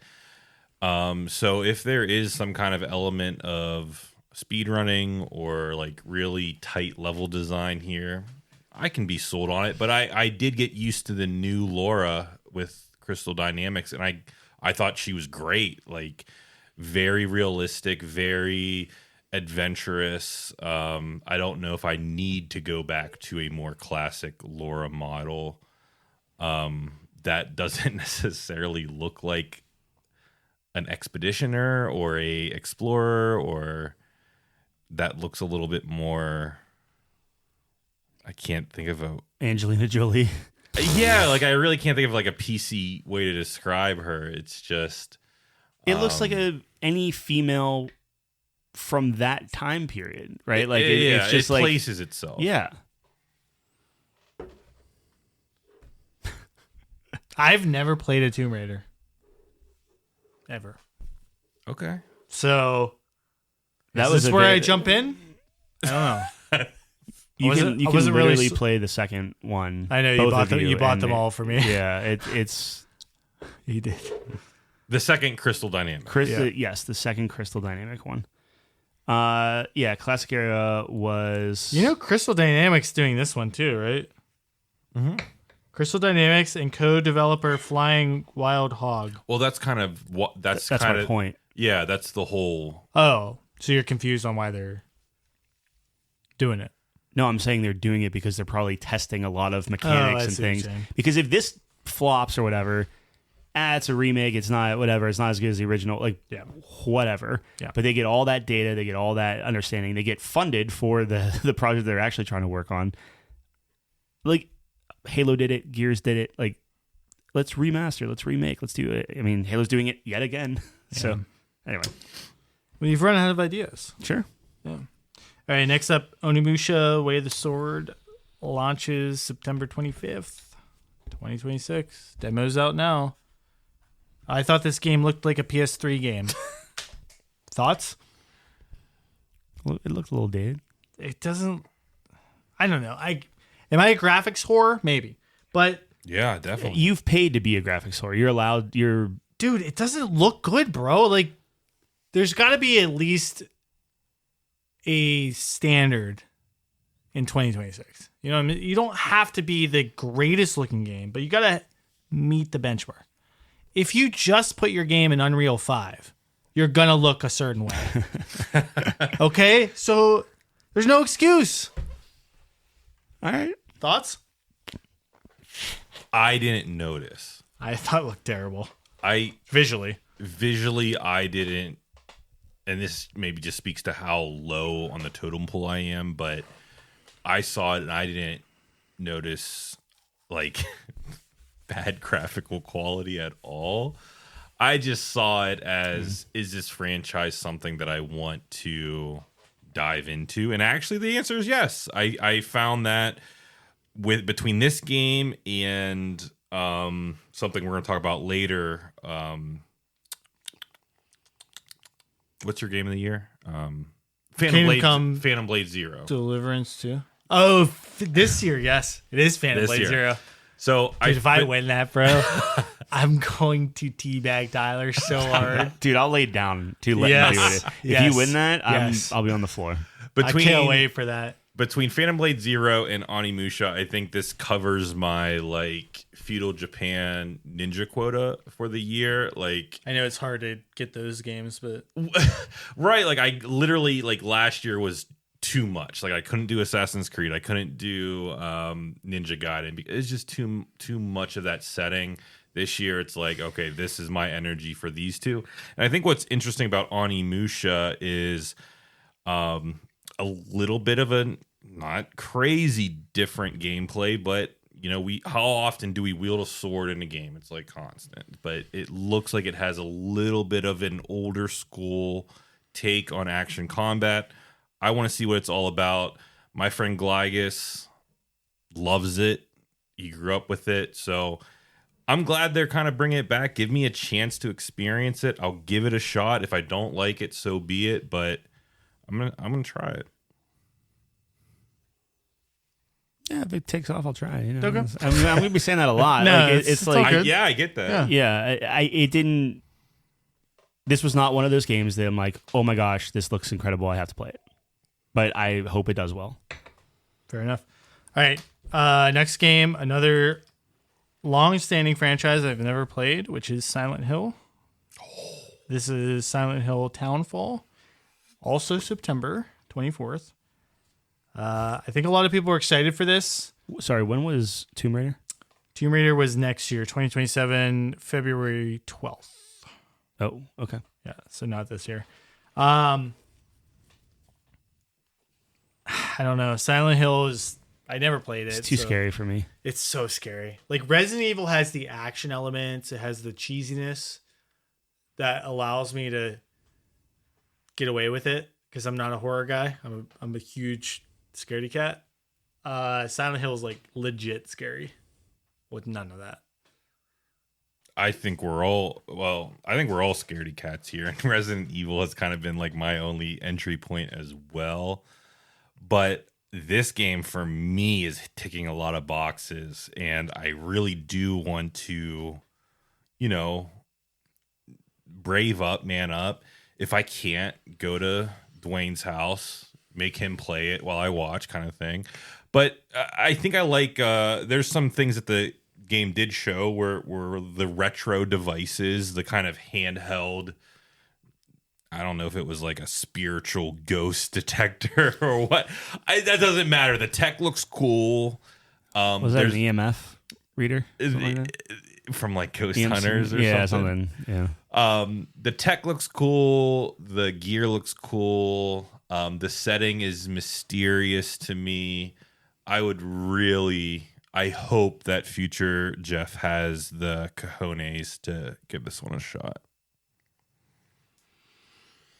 All right. Next one I'm a little bit interested in. Ace Combat 8. Wings of Thieves. Liberty. Oh, okay. I think that was 6. That's a StarCraft joke. A little bit. October 2. Didn't Ace Combat, wasn't it like Wings of Liberation or something? Was it really? I'm going to look it up. Continue. Was that Ace Combat 0? No, I think it was Ace Combat 6 expansion they added with this one. Yeah. So this one was actually showing, Tyler and I were watching State of Play together, and I just sniped this. I was like, this is Ace Combat 8. Right off the rip. Dude, right off the rip. I was like, I think it's 8. And Tyler's like, oh, no way, bro. You're blah, blah, blah, blah, blah. And I'm like, and then it showed. I'm sorry. It was Fires of Liberation. Oh, okay. Close.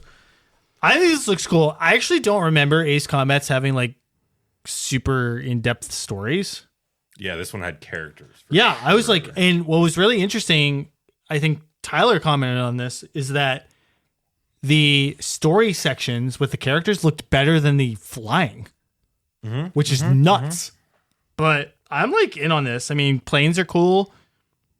It has a story. You know me, I'm a story guy, even though I have an article in the works that counters that, unfortunately. There are 18 Ace Combat games. No chance. What?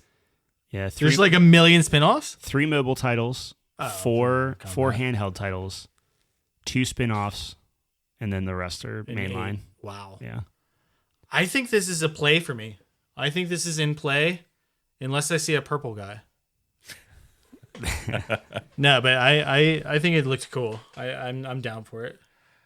I wish it was a play for me. Oh.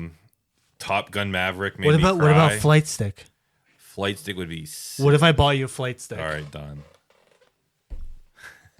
Nah, I don't like fighting games. It's because you're a loser. Yeah. Here's what's funny is like See me in Star what is it? StarCraft. Galactic Racer. StarCraft. I was going to say Star Oh. See me in StarCraft. StarCraft? Yeah, we I'm just not said playing StarCraft. We said that RTSs were like the measure of cool. Yeah, and I'm not cool. All right. Well, I don't think any of us. We should play StarCraft. No, we we all shouldn't. stink. No, Except for Tyler's maybe been saying this Kyle. for years. It's not. Kyle's good at StarCraft, right? StarCraft, yeah. See me in Tekken, bro. I can Protoss now. I do have a Protoss start. They That's just about it. redid all the meta on it. People are like, Then maybe I don't have a Protoss. no, like legitimately like redid it where people were like, I gotta like learn this all again. Like it's all different. Yeah. You think there'll be a Warp gates are a StarCraft big 3? thing about that too. No. That's a shame. I don't even know what I was gonna say. I think Sorry. it's gonna be Ace cool. Combat. Flight Stick would be sick. I'll use that flight stick for Star Citizen. Well, we were just talking about like I would love to slap a flight stick on EVE Online because I think EVE Online, if it had that functionality, would be so immersive. But it doesn't. Is there a first person? There is, but, Okay. but the way you control your ship is just not. It doesn't fit. I was going to say, it like, doesn't you can fit a flight stick. Yeah, you can only have like a wheel or a flight stick or something if there's a first person, in my opinion. Like, it doesn't make sense otherwise. Yeah, you can first person your ship in EVE, but looking at Ace Combat, that feels like a genre that, like, I'm already like, hey, Jeff, you really want to get into fighting games, right? Yeah. Jeff, you really want to get into horror games, right? Yeah. Okay, well, flight games or Ace Combat, that's maybe a couple of years. If it's like super arcadey, then you got me, and I'd play that. Oh, really? Like, this I don't has think to be it's like- simmy. This is simmy. Not super simmy. this is Really? Horizon level simmy. Yeah. But you like Horizon? No, I do like Horizon. I'm talking, I want like Mario Kart and Blur, and like I want the arcade stuff. You hit the after booster. Yeah, like I want the Star Fox. Basically, is what I'm saying. Like that's what I want. That's coming out. Yeah, So have it pre-ordered. there you go. Do you really? All right, next game. This is something that's been on Tyler's and mine's radar. Maybe yours as well, Jeff. Ill is a first-person horror shooter. Maybe one of the best-looking games I've seen. Now, it's just trailers. It looks so crispy. It looks truly not a real thing. Not a real game. Yeah. Kind of like Phantom Blade Zero, Game of the Year, pending. But Digital Foundry didn't even comment on it whenever they did the rundown of the. they don't the know show. if it's real. Right. Yeah. I don't think anyone knows if it's real. Like, they're either scamming us, where it's like not in-game footage, or this might be the greatest looking game of all time. Do we know what engine it is? No. No. No, Yeah, I don't. sorry, I'm reading the synopsis. That's a scary game that I would play just because of how good it looks. But like, that's also it was probably the scariest game I saw in the conference and stuff. yeah, just everything. yeah. You're punching a baby. Like you're literally holding like a demon baby and punching it. I think it's a must play for me. I gotta find out. Yeah, I think Right, I'm gonna put after on I my said big that, boy. huh? Okay. I'm gonna put on my big boy pants and Sure. dude, it might be the greatest. It might be our modern day Crisis. Yeah. And Actually, I only- take that back because Crisis was always like, oh, this game should look so good, but nothing can run it. It's so poorly optimized. That, Yeah. like, Now, dude, if you believe in your heart, it's the greatest looking game of all time, but it's just going to crash your computer. that's just Grounded too. That is Grounded 2. You know what? That's a great. Yeah. I was getting 40 frames on Grounded 2 on max settings. I How crazy can't is believe that? that. It's unbelievable. All right. Then we get something I'm excited for Control. Did you say? Sorry, Jeff. Did you say what you? Nah, Oh, yeah. What do you no. not Ill? a me game. Not a No, new game okay. at all? My notes for Ill are: is this just a visual showcase? Is it a Rise? Like is it like a yeah? And they did show some dialogue with the characters in the trailer, and I thought it was very weak. And it got to the gore point for me. Like, it's kind of weird that Wolverine didn't, but this got to the gore point where I'm not interested. Like, I actually don't love extreme gore. It's not that I'm like grossed out or scared or anything. It's just like, Well, this is actually gore. Wolverine was like this, yeah. pain. Like yeah. The only thing that's interesting is like, oh, does this have like super unique dismemberment that drastically affects gameplay or something like that? But Which it looked like it did. it looked like it did, and I just don't think we have any information on this game. So this is kind of like a wait and see for me. It's fair. All right. Next up, we have Control Resonant, Just come out already at this point. September 24th. I believe in Remedy. Did you get that? September 24th. Oh, You right. shoot. Wait. Same day as. What did you put 24 for? 24. It wasn't Ill. It's not Ill. It was a game that I didn't care about. Let me scrolling back up for you. Onimusha? Silent Hill. Silent Hill. Yeah. Silent Hill was wait, I 24th. did care about that. All right, SH. And what else is 24? Ace Combat 8 is October 2, by the way. And You're just marking out September games, right? Yeah. Control Resonant is September 24th. Okay, I don't even have that on. Which is news because that's a fairly recent. I think that was they actually Yeah. showed that date for the first time. Yes. I've been a little bit disappointed in what they've been showing with this game. After how incredible Alan Wake looked and felt and how tight it was, this looks like kind of a expansive nothingness, kind of like bare bones, kind of city-esque thing from the gameplay trailer that they showed. So I wasn't not impressed with that, but I think they showed just kind of like some snippets of some weirder stuff, which is, I mean, that's where this is going to shine, right? Like the weird lore focused, what's going on with this world, supernatural kind of thing. That's what I'm interested in. I believe in Remedy. I'm excited for it. So we'll see what happens, but you're playing as what's her face's brother. So I don't know. I'd rather play as her. I'm not convinced that you won't, at least it's in good. some stretch or whatever. Yeah, that's a good point. I haven't been able to play Alan Wake 2. So Do you play Control though? no. Oh, jeez, you need to play Control. So this universe seems super interesting to me, and even the little bit that I played of Alan Wake. So kind of bummed out that I can't get in on it because, from a gameplay perspective, this actually does kind of feel more like a Jeff game than the super horror of Alan. Not even super horror, but Alan Wake was a little spooky for me. I only got to the amusement park area and a little bit after that, and then it just continuously crashed on me. So if you combine like super weird storytelling, like live footage with a little bit of an action game that looks like it has a lot of skill expression and a unique, weird environment, that's right up my alley. But I just don't have any context for it, unfortunately. So I'm going to be looking to you guys to say if this is dope or not, or the internet, which I'm sure will be like, oh my God, this scene is insane. Or I hope it has that. Yeah, it's kind of weird because it reminds me a little bit of Sorrows. Like the overall drab and kind of brown and the kind of big expansive things, but it's not actually expansive and it's very like linear, but it's also very like repetitious. I don't know. There's more talking in it. There's more. So like maybe it's like what I want Sorrows to be more. And it's not even fair because Sorrows is a shooter. This is more melee. Like whatever. Like I said, just come out and we'll see.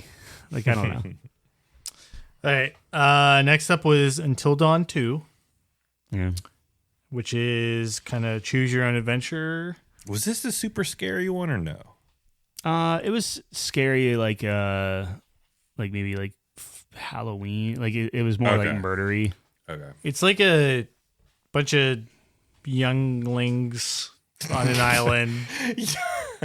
You have to I kind of remember choose who you save and stuff. Like this it's very is where the waterfall scene where you had to pick whether to yes. okay. Everyone can live or everyone can die. Yes. I think this looked cool, but I don't think I'm gonna play. So It'd probably be a great streaming game. Yeah, it probably would be. yeah. My one buddy, this is Until Dawn. The first one was like one of his favorite games. The GTA buddy? No, Oh, a different buddy. Buddy, not best friend. Oh, I didn't pick up My on that. greatest friend, superseding every other friend I've ever mentioned before. He likes this game? Is he Until He Dawn likes- buddy? No, I've never played Until Dawn. He just really likes it because I was texting him during this. He's also a huge. We'll get to it next, but their last announcement. That's his like favorite game of all time. Anyway, so I texted him about this, and he was like super excited. So I think this is like right up my alley. I love the narrative choice bullshit.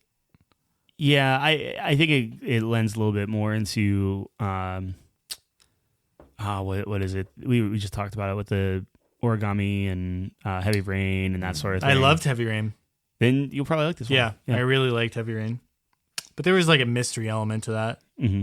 I don't know if that's quite what this is. Heavy Rain was great, dude. I really liked that game. Yeah. That's back when they were trying to do the PlayStation Move thing. Remember that? And they showed the wand, yeah, with the ball on it. Yeah, I've seen wands. Yeah.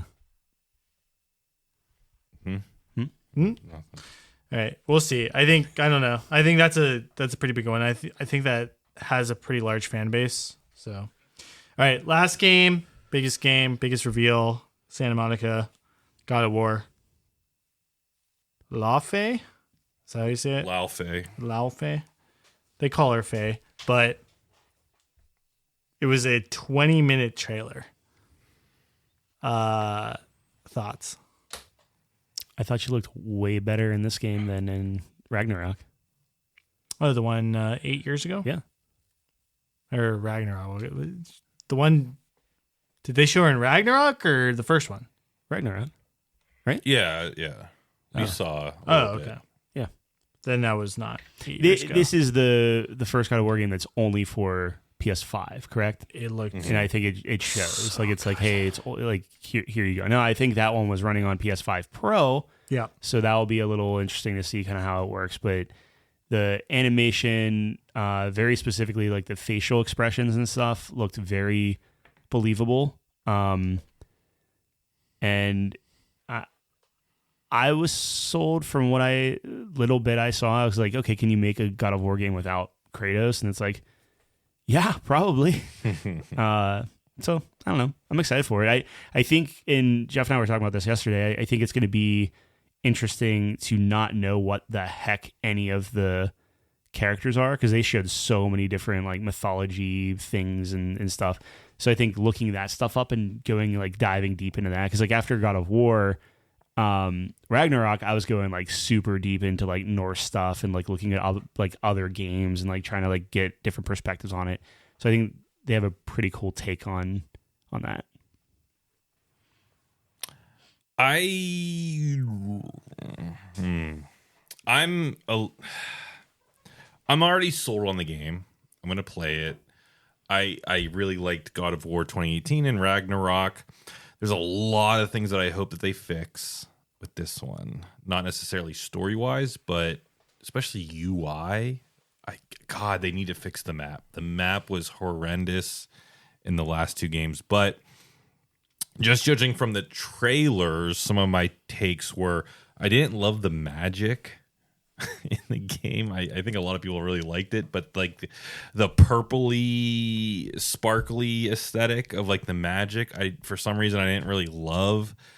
But I am most curious about what kind of story they're trying to tell with Faye. So with Kratos and Atreus, we got like this father-son coming of age story. Kratos had to deal with like being a supportive character to his son. Atreus was going through, what all teenagers go through, like trying to find himself. So I'm very curious if Faye has some kind of human story to go alongside with that, whether it be like a mother estranged from her son, or like I don't have a lot of friends that are mothers, but I have a couple, and I talk to them about like some of their worries are like, I've had a child and I'm afraid that now I lose my identity. My identity is only mom, and I'm only mom to my husband. I'm only mom to my friends. Like, does Faye have some kind of situation there where maybe she wants her mom title, but she's here fighting other gods of war of other mythologies? So I think we saw the god of war from Egypt, or maybe I might be wrong on there, or I know we saw the god of war from Mongolia. So I'll be very interested to see what kind of emotional story we get from Faye here, because we know very little about this character in general. So that's kind of like my peak of. Yeah, we saw the setting, which hasn't really clicked with me. We saw some of the magic, which is kind of weird to me as well. But what's the story that I'm buying into here? Do we know if Corey Balrog is part of this? I would assume, but I don't know. I think that would be the other question for me. Not that other people obviously can't make the game, but like he was such a big thing in 2018, and then obviously in Ragnarok, I think he was producer or something. Yeah, he gave up game director, but he was still involved. Yeah, but like, so I think if he's involved, then I feel better about it. If he's not, then I would just be curious on like who took up that mantle and kind of what are their chops and stuff like that. But it's fair. I'm excited. I think it looked great. Yeah. Man, I didn't need convincing, but yeah, I think to your point, Ty, it's like, all right, Kratos isn't the main character for the first time ever. But that we know of, it might be kind of like a could be little switcherooski. Well, yeah, what's called like a red herring type of thing. Yeah. Her combat looks dope, dude. I don't know. It does. There's a lot of people that are, I don't know. I saw some things online. They're like, oh, we want Kratos, just like total Kratos stands that are like, this stinks because it's not what I wanted. Literally. But I think if you're being objective about it, it was super cool. Like the combat was smooth. It was sick. She still had his moves more or less, right? Like there's a different spin on it. And it's like, okay, if we go Kratos again, what's the next evolution of that? I mean, what do we do? You know? Well, and I'm not even that. I don't know. My argument against it would be God of War Ragnarok had so many different kind of weird builds with Kratos too. Like I didn't play God of War Ragnarok like a God of War game at all. I played the Poison Fist build where you purposely unequip weapons, and there was a suit of armor you could wear that every punch you threw applied a poison dot, and it was super fun. So I do hope that this game does have the build element to it, which if it doesn't, so be it. I'm already sold, but that it would be cool to see like she has this new sword. I don't know what that sword is. I think this is going to be a hit no matter what. I think this was a wow moment when we saw it, and it was kind of like one of those moments of like, what setting are we in? Who is that? Who is that? And I think there's going to be a lot of personalities with these gods. Yeah, no, I agree. I liked the cube. Some people were not good with the cube. I thought it was fucking hilarious. But dude, just the action sequence that we saw, we're like, who else can do this? It's just like minutes of straight insane, just getting thrown across the map action. Your face is getting dragged through a mountain. It's insane. Like, it's showing that the consoles are not done yet, right? Like, so like in a world where we're like worried about the next gen consoles and how much they're going to cost, all that stuff, like we're just getting to the point where these are like PS5 exclusives where you can't play them on PS4, and they aren't being developed for anything but this hardware, this machine. So it's like you can start seeing just the leap in quality on a lot of this stuff, which is awesome. Yeah. All right. That was State of Play. Yeah. I thought it was very strong, personally. Yeah, I agree. You guys want to give a grade for Sony State of Play 2026? I would probably give it a B+. Okay. It's a good grade. I'm thinking A- because I think they landed well. Like it made me be like, oh man, now I got to dust that PlayStation off. Yeah. Right? Like it literally made me look at a PS5 Pro. Just crazy. I think I'd give it an A. I mean, I'm higher. Fanboy. Yeah.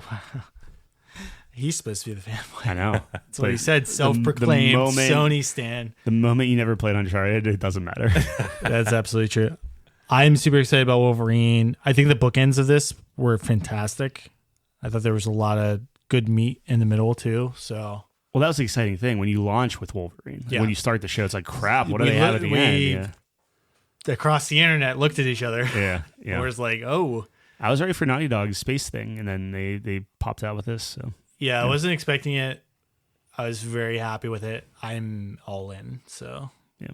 All right. Then we get to the main event, Summer Games Fest. Do we want to do a quick pause, or are you guys good to keep going? I mean, I'll be real quick if you want to. I can take a breather. Yeah, let's do the breather. Yeah. All right. And we're back. We're back. We move on to the main event, Summer Games Fest. Praise Jeff with a G. Oh. I know. You got so excited. I know. First of all, his suit, I was not a fan of. Like a satin Pajamas. He wore pajamas. Yeah, on the he's stage. like Scrooge McDuck would wear that to bed. But I like them. yeah, you would. Well, you know all why? Jeffs. Yeah, please. Please, go ahead. You know why I didn't mind it? Why didn't you mind it? It was a mismatch between top and bottom. The camera focused a lot on the upper half, which gave pajama vibes. You zoom out, you get the black bottoms, the Nike Blazers. You said they were Dunks. I thought they were dunks. I thought they were Nike Blazers. They might be. You get the purple top. I thought it was a good look. That's all. He didn't look bad. You didn't like the buttons. I didn't like the maroon buttons, Like the too glassy, too maroon. shiny? Yeah. I think he's getting too. Dude, his head's too big, man. Like, just wear a normal suit, bro. He did in the Game Awards. Yeah, and then because- you were mad at the brooch. Wasn't that big brooch night? No, that was 2 years ago. Okay. That was. He what I was brought it saying, back is 'cause of the I think brooch. I won Yeah. that bet because he kept it pretty simple. Then you were No, trying but to, his shoes were yeah, crazy. you were trying to say his shoes were crazy. No, his shoes were crazy, though. I don't count the shoes. I think That's because you're a simple creature. all right. I'm just saying, the shoes make the outfit. That's, ask any girl. Okay. Shoes make the outfit. Yeah. All right. We jump into the main event, Summer Games Fest. Start off strong, I think, personally. Resident Evil Veronica. Yeah. It is a remaster of a long-standing favorite. Remake. Remake. Yeah. Remake. Because it would be Code Veronica, and they're just calling it Veronica now. Yes, and this is a ground-up remake in vein of the Resident Evil 4, 2. I Did feel they this do is three? kind of They did 3, yeah. remasters, though, no? Because they're kind of changing some of the events. Yeah, wouldn't that be a remake? Oh, yeah, you're right. That's okay. Keep drinking that coffee. We're good. Thoughts, guys? Oh man, I'm all in on this. I am totally all in on this. Code Veronica originally launched in the year of 2000 on the Sega Dreamcast, 2001 on PlayStation 2, 2003 on GameCube, and in 2011 it was remastered for PlayStation 3 and Xbox 360. I'm already sold.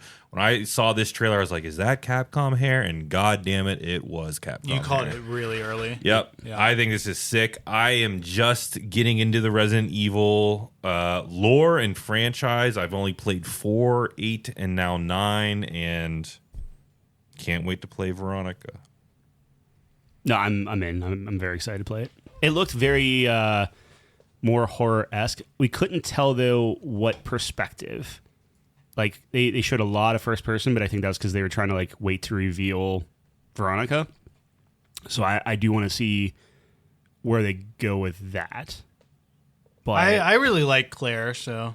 That's what I mean. Like, Yeah. I don't really have a preference now where I thought I was, like, hardcore third person, but now after playing 9, I'm like, I could go either way. I think my main thing is I would love it to be consistent.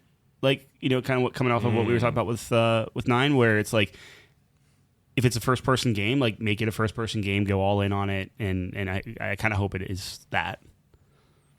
Yep. All right. Next up, Cuphead.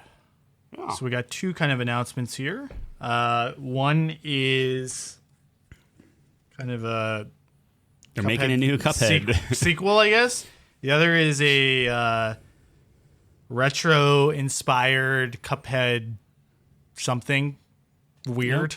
I I don't know. I didn't get it. It looked like a Maybe I'm almost not smart enough. like Mega Man-esque Yeah. type of thing because it's still shooting. But what I saw from it was like from Cuphead. So it wasn't new content. Like they were fighting the carrot guy, the boss. Oh, I don't know. Maybe. So from the retro thing, it was like a platformer kind of thingy. Well, yeah, you know how like Mega Man, you're kind of platforming Yes, and it was shooting kind at the of same time. it was platforming, shooting, but it was the same levels we saw from the original Cuphead. Yeah. So I don't know if they were just showing that to show that, or if it's like the original Cuphead just in this new style, which would be very strange to me. That's what I'm trying to say. I think I understand why you're confused, and I think it's valid because when I saw that carrot boss as well, I was that's like one of the first bosses in Cuphead. Yes, I was like, why are you exactly to your point? It's like we played this in probably the superior format. The studio itself is kind of like throwing me a little bit for the loop because I actually really like their Netflix series, which I guess bombed like review wise. Like I like the Cuphead show on Netflix. I thought it was pretty good. The big announcement here was them coming out and saying we have a Cuphead 2 coming, but we have nothing to show for it, which sucked because it's like that's what everyone wants. Yeah. I don't know if their studio has grown to the point where they are now facilitating like this, sidebar game that we're talking about now, where they showed. I even have like weirder memories of it where it was almost like Link to the Past style gameplay, and I don't know where I'm like bringing that from, but when you said like them showing that carrot boss, it brought me back. I'm like, wait, what did? Now I don't even know what they showed. It was like an old school commercial. Yes, for like the Sega Genesis or something. And I thought they nailed the style of those retro kind of commercials. Yeah. But, it's hilarious. Yeah, but the gameplay was of Cuphead, essentially in a different format. And to me, it's nobody wants that. Like you have games already doing that. You have like so it's like why? Because studio, like maybe they were like it was just a small group of people that were doing this, right? Like behind the scenes. So like maybe they were bored or maybe they didn't need, whatever. But yeah, I don't know. We'll see. Maybe it'll be great. I was a little bit confused. But yeah, I am excited for Cuphead 2, I guess. When it comes out, that will be we think this is going to end up being like a Hollow Knight thing level. Yeah, well, like it's just going to take years and years because it's all hand animated. Apparently, there's going to be years and years and years of like, cool, you announced it, showed nothing. Oh, this one isn't coming out until next year or something, and then how many years till we even see the next iteration of it? Right. All right. Next up, we have Alien Isolation 2, which I think I'm excited for this. You were excited for it, yeah. Okay. Yeah. I thought one was great, and I think I was telling you guys, like, the engine, and this is back whenever I was, like, just learning about, like, different engines and things, like, when and I just remember it feeling really smooth, looking really crisp, being able to run at high resolutions, high frame rates, and it was just, like, a really cool thing. So I'm interested to see, are they going to keep the same engine? Is it, like, an evolution of it? It's been so long since the first one that, like, it could be a new thing completely, but I think they did a good job. I wouldn't mind checking it out, see what a next gen thing looks like. I am interested in this game. I hope. Why are you reading my notes? You don't have it on there. I don't have it on there because it's in here. This one I knew I could talk about kind of off the cuff, but H.R. Geiger, the artist that inspired the alien creature, I am so fascinated by his art, and I encourage everyone to look up. It's H as in Harry, R as in Richard, Geiger. Saros just released, and it is very heavily inspired by his artwork, and I just find it so unique, so fascinating. and such a cool take on sci-fi, to the point where Alien to me is a pillar of like sci-fi, not even horror, but just a take on it. Like I find it fascinating.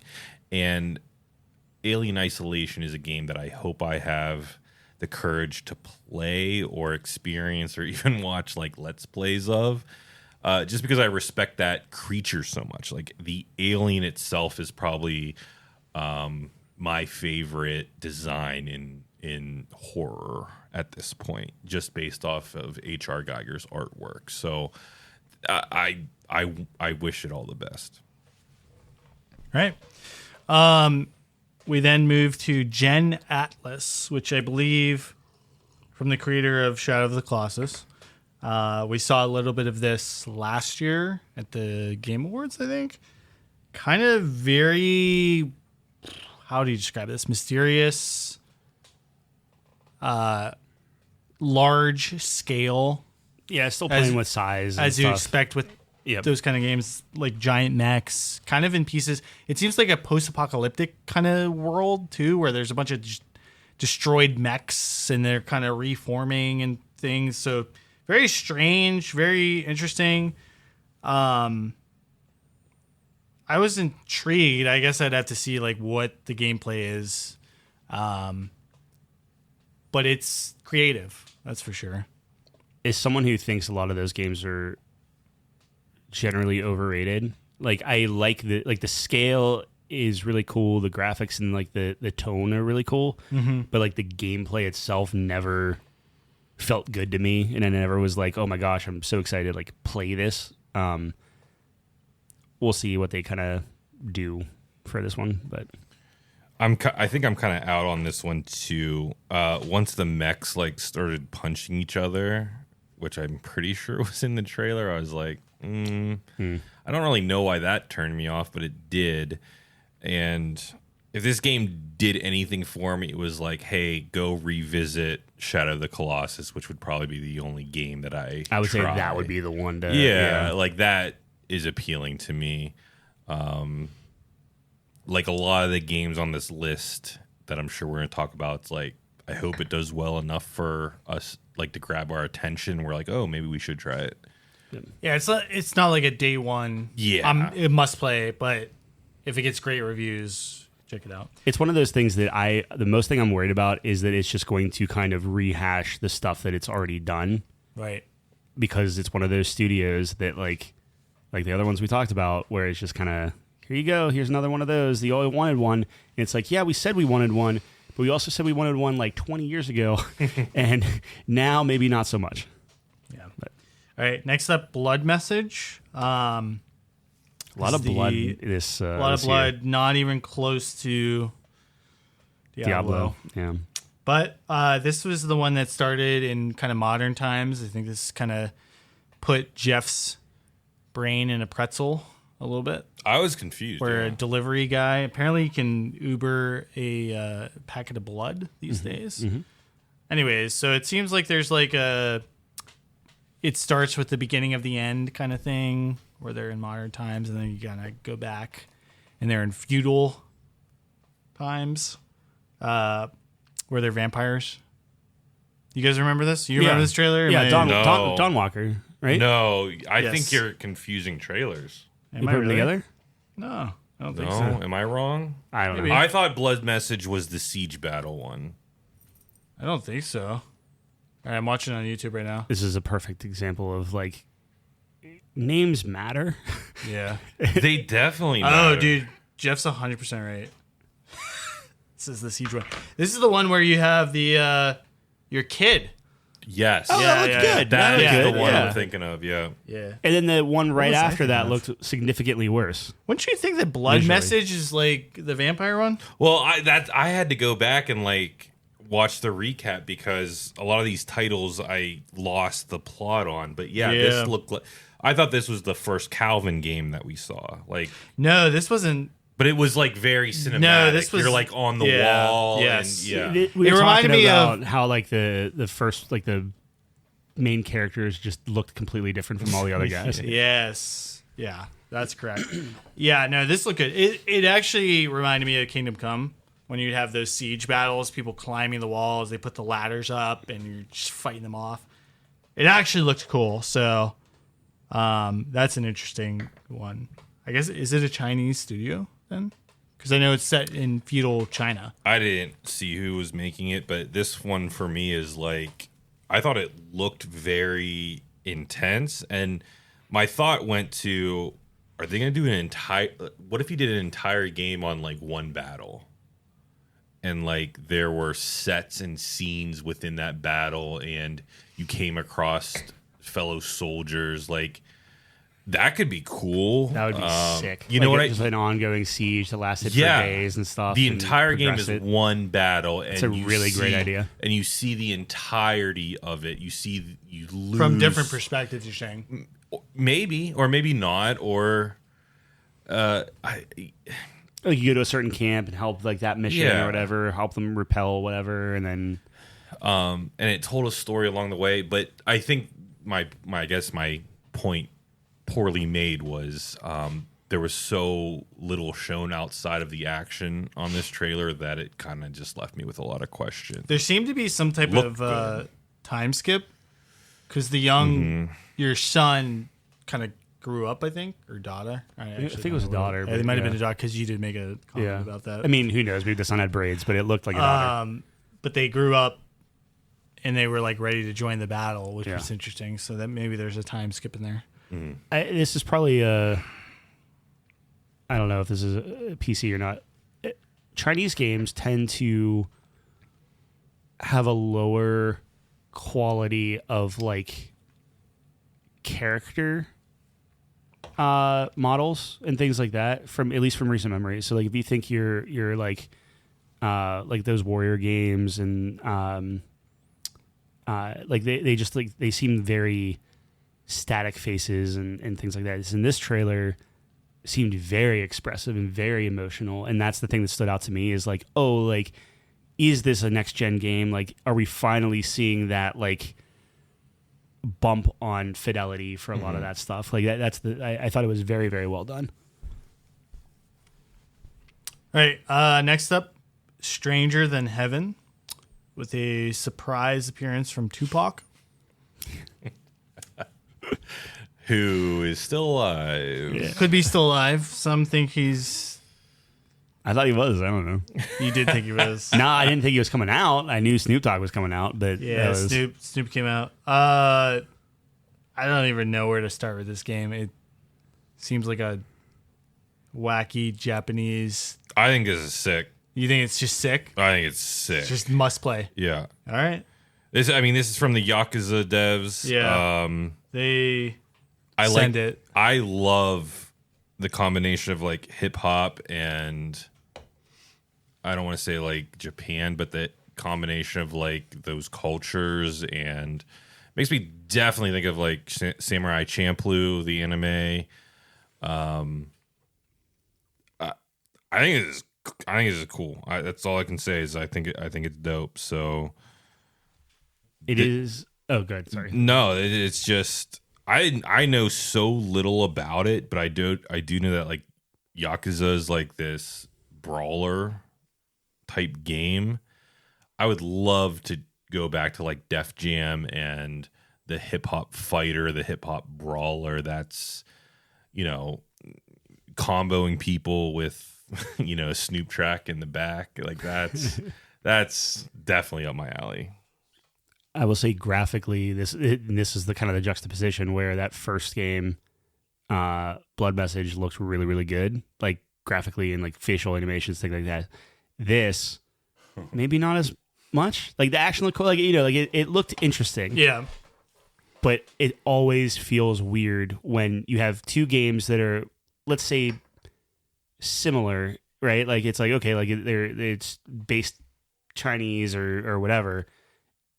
And you have like the same like kind of overall character models in some respects, and it's just like one looks way better animated than the other one. It's always kind of jarring, I think. But yeah. All right.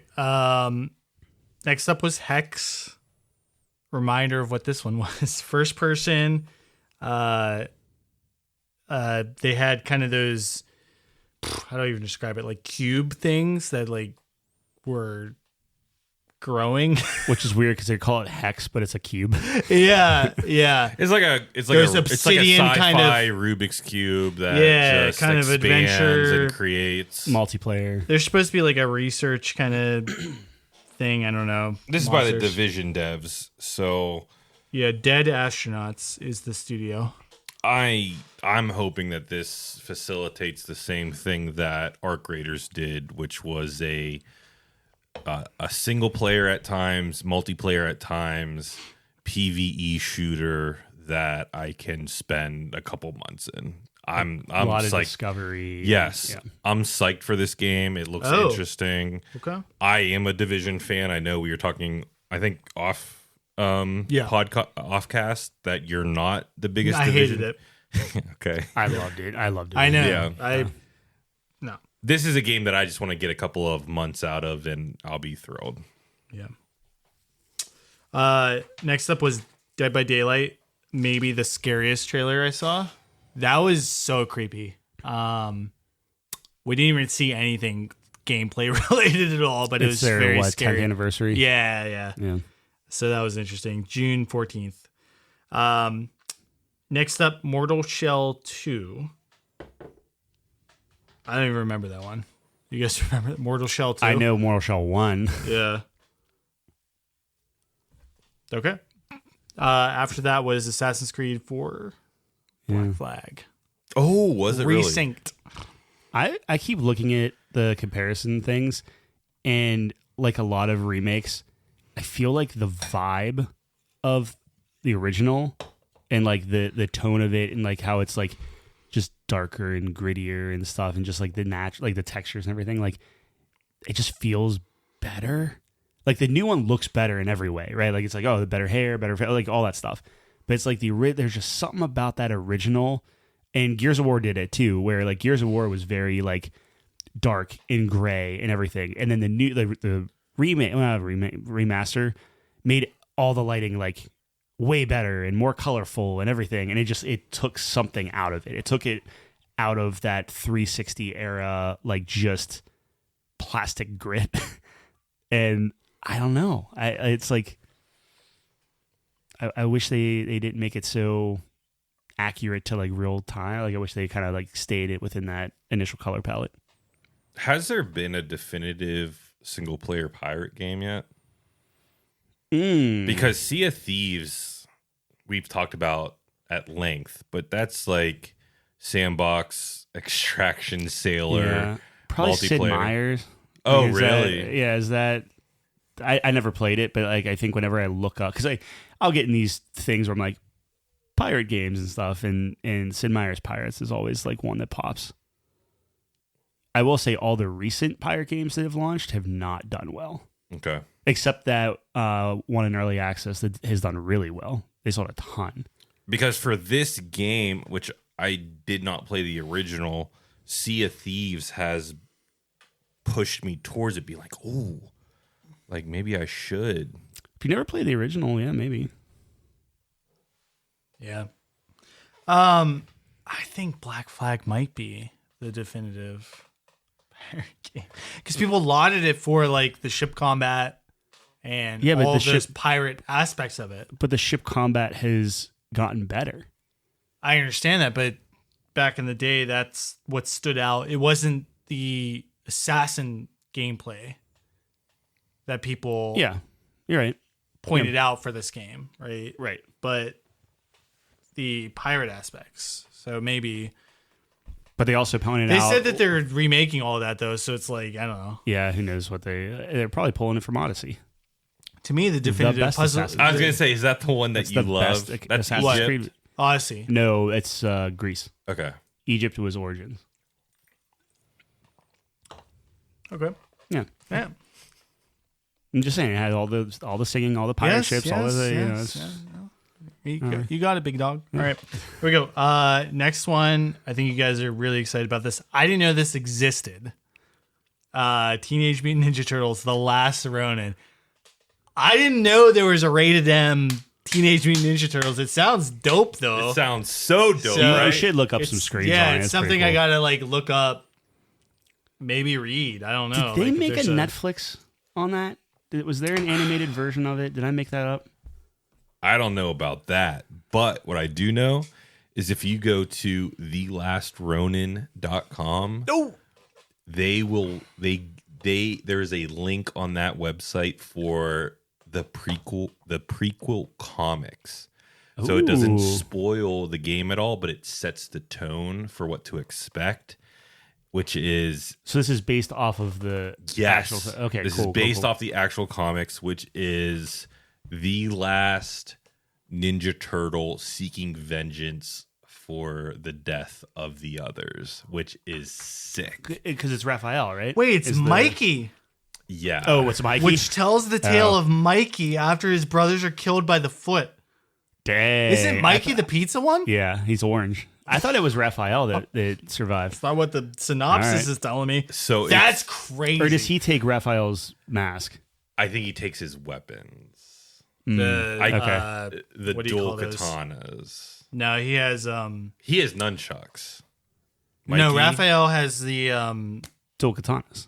no, they're not Or not katanas, They're like the the hook. 3-pronged Yeah. things. Yeah. kanas? I don't know. I'll look it up real quick. But this is by Platinum Games, so Bayonetta, perfect Nier one, yeah. Automata, Ninja Gaiden 4. So it's like this is like my game of the show or the second game of the show. This is going to be so sick. I mean, I hope it is. Like in my brain canon that this is going to be awesome. And I just recently, well, not recently, but I read a Power Rangers TMNT crossover comic. It's a 5 comic series, and I absolutely loved it. I think TMNT goes so hard when it's done right. So, man, I hope they nail this because this just looks sick. And they didn't even show anything. They literally showed nothing Just a sweet little except for a little bit of music, Yeah. a little bit of music and a title, and I'm like so sold on it. You said you didn't play Ninja Gaiden 4. I did not play Ninja Gaiden. That felt super dated to me. Mm-hmm. So I will be curious on if this could be like a Bayonetta level near. like just kind of like because like Bayonetta feels way better than Ninja Gaiden. Mm-hmm. Like I don't know what happened with 4, but like it did not hit that mark for me. So I would love for this to be a little bit more modern. I think it has all the elements to be good. Raphael uses a sai. SAI. Okay. Then we had Ben Starr come out for Fortnite. That was weird. Wearing his face on his t-shirt. That's right. Just yeah. They paid him a lot of money to do that. He showed up probably. later in Day of the Devs. I was like, "That's Oh, did he really? Yeah, I was like, "This sounds like Ben Starr," and then he just Dang, comes out and dude. starts talking. I was like, Boy, "Okay." the guy. After that, we got Gundam Rogue Orbit. Jeff, I'm going to throw it over to you. You're a Gundam guy. I am a Gundam guy, So- and this did nothing for me. Oh, wow. Dang, I Okay. thought I looked sick. 2027 from Bandai Namco. I think it's hard because I think the only way that this would grab me is if it was telling a new Gundam story, which it doesn't seem to be doing. I don't recognize the Gundam as like Victorious Gundam or Gundam Wing or really any of the Gundams that are super duper popular. I come from a Gundam Wing Endless Waltz era or a Gundam 0083 era. If I saw like anything from Gundam 0083, I'd be like, let's go. But this, as much as I did not like Armored Core, I find it very hard to believe that a Bandai Namco Gundam game would control better than a From Software Armored Core game. I'll put it to you that way. And without the story of like Hiro Yui or Char, it's like you're losing me. So good luck, Bandai Namco. I know nothing about Gundam, and I thought the trailer looked dope. So All right, here we go. Maybe that's what they're trying to do. Get new blood in there. Confuse the hardcore Gundam audience. They're trying to bring new people in. Yes. To be part of the Gundam. Next up is an extremely hard game. I think Tyler's spoken for this one, but an interesting one with geese and balancing things, or ducks. Maybe it's ducks. Oh, like a friend slop thing. Yeah. Oh, is this egg? Yeah. What? Oh, my bad. You're the host. No, it's just ducks. Where they're trying to balance things. I thought it was called Extremely Hard or something. Extremely hard game. Oh. And you are wielding a duck with eggs. And you're balancing it. You're trying to get over obstacle. It's a co-op game. Yeah. Tyler's spoken for it, but after Baldur's Gate, but July 24th. So it's soon. Yeah. Yeah. All right. Next up, this was interesting. Crossfire, kind of a co-op. Now they did the typical thing where it's like, new studio made of Naughty Dog, Infinity Ward, X people, and it's like, well, who? I thought it was actually interesting. They did say developers, so we know it's not the janitors. That's correct. It's not the janitors or the receptionists, but I actually did think this was interesting. Like, I think Jeff was the one who said an Army of Two-esque, where you have your other person, you can see where they're at, and you're kind of flanking the battlefield and working in tandem. I thought it was interesting. I don't know. I think there's something here. It could be cool. Graphically, it looked good. Yeah. Yeah. Okay. I think Army of Two was much more like in unison. I block, you shoot. That's true. Yeah. This felt more like, my explanation might have been off, but like Army of Two, but stealth. Like, we didn't see a lot of gameplay, but it was like these two characters are definitely trying to communicate what they're doing together. And from my take, it was a co-op game, not a single player game, is how you get the most out of it.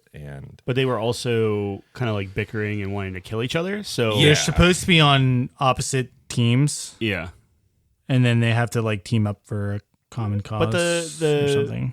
Voiceovers seemed pretty natural, I think what we noticed on this one was the cutscenes.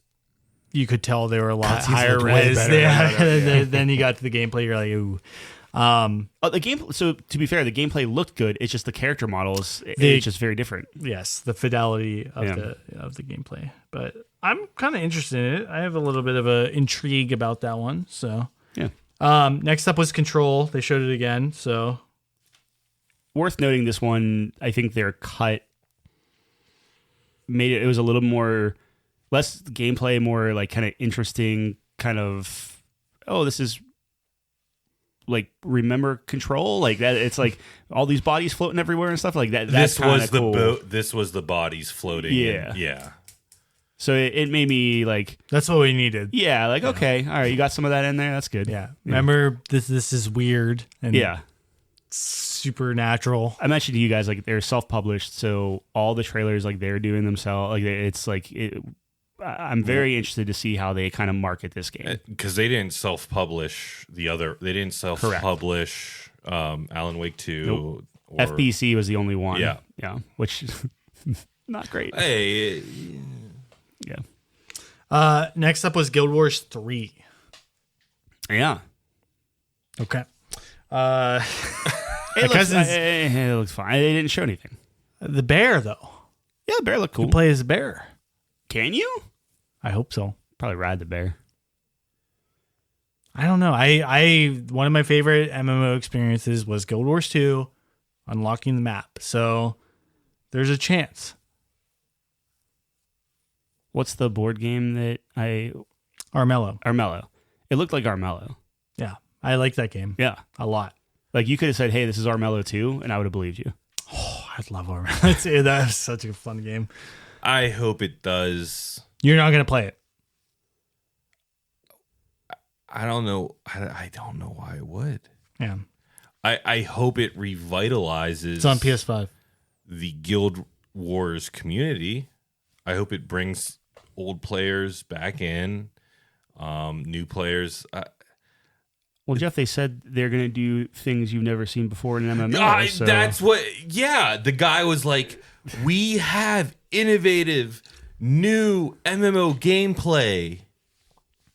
And then he walks off the stage. Yeah, I was like, Tyler, what is it? What is the innovative new? And then he leaves. He's like, all right, now bye. But, Guild Wars. I want to know the pricing model. If they keep it free, that I think is going to be very interesting. If they start charging monthly for it, then I'm definitely not going to play it. But I think for me, my favorite game of all time, World of Warcraft. I'm like, please end. Like Guild Wars, please end. Final Fantasy 14, please end. Not that I want them to stop making money or facilitating their player base. I just want. I want that new next thing. I want what I can't comprehend. I want what I don't know is coming. I want what the next big thing is. Might be Guild Wars 3, man. You never know. I think it's gonna be Riot's. That's MMO. Yeah, because we haven't seen anything. And what we haven't seen anything, dude. And what scares me about Riot is they canceled it. No, they didn't cancel it. They canceled it and then held it indefinitely or something. Yeah, canceled is a bad word. They paused it and restarted it, which is what they did with Titan, which was Blizzard's MMO, and it became Overwatch. So yes, I'm skeptical, but I'm hopeful, and I hope it happens before I'm 45. You get one shot at that. So like within the next 7 years, please make it happen. The real question is it going to be for you? Or I don't know. Is it going to be for the Fortnite guys, or is it going to be my nephew's age? If it's the Riot MMO, I'll become a Fortnite guy. Okay, all right. Okay, next up, maybe one of the games I'm most excited for, Star Wars Galactic Racer. And what I loved about this trailer was, I think every time they're showing this game, it looks better and better to me. Mm-hmm. They showed like more characters, more planets, more what do you call them? Racing pod racers, pods. Oh, yeah. What I took away from this trailer, and I was talking to Jeff about this at the bar earlier, is one of my favorite racing games of all time is from the Burnout series. I liked Burnout Revenge the best, but they're all great. I think the most popular one's like 3. Paradise, right? Like that's like the Paradise. Yeah. Anyways, the mechanic of that game is that you're trying to like crash people, and that increases your score and your boost, like LC. And it literally, you can tell it has the DNA from those games, because when you would crash someone in those games, the camera would pan backwards towards them, slow motion, show them crashing into the barrier, totaling their car, and then go back towards you as you just zip off in glory. And we saw that in spades in this trailer, and I was like, yes, this is exactly what I want from this. I want to destroy people.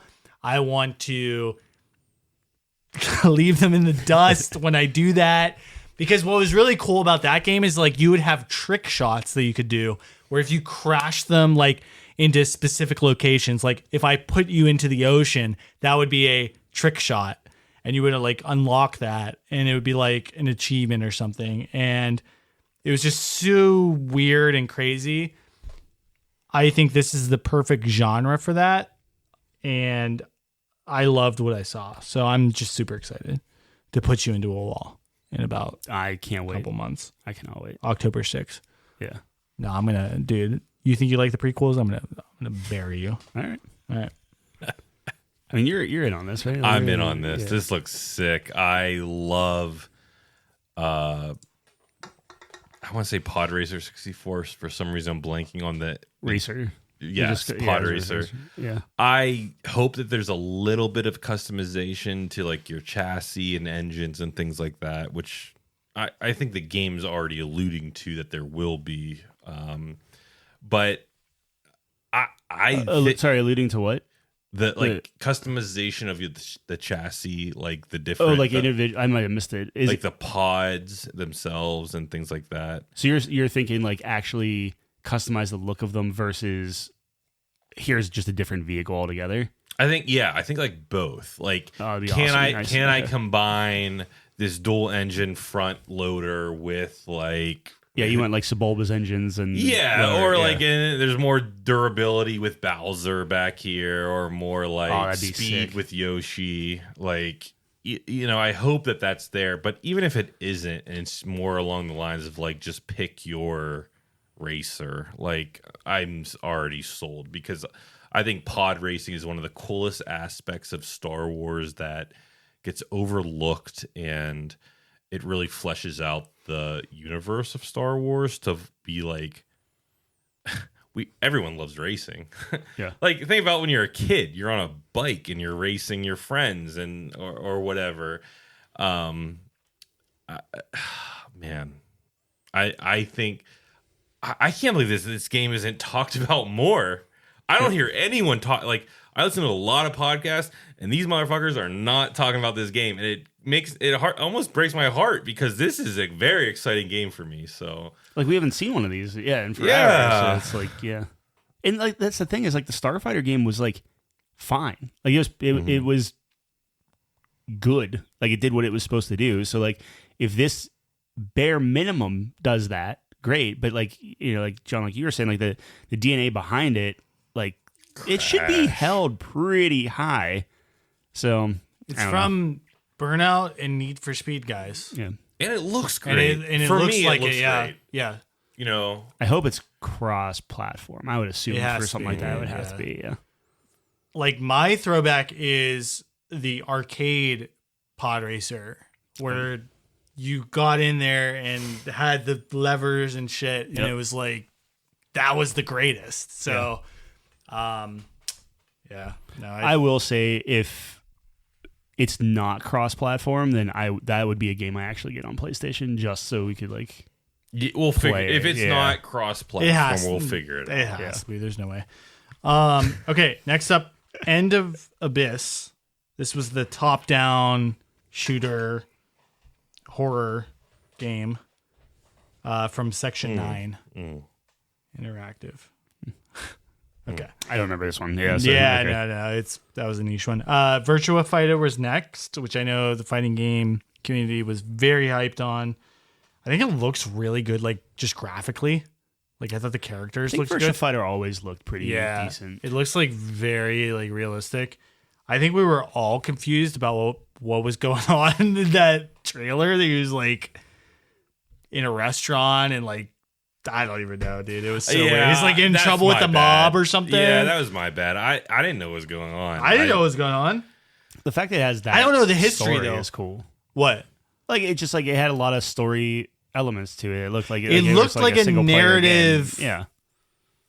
kind of game, which for fighting games that's the opposite almost, right? Like the since story Mortal Kombat, I think you see a lot more, but to varying degrees of success. But it's almost like an afterthought. Yeah. Typically.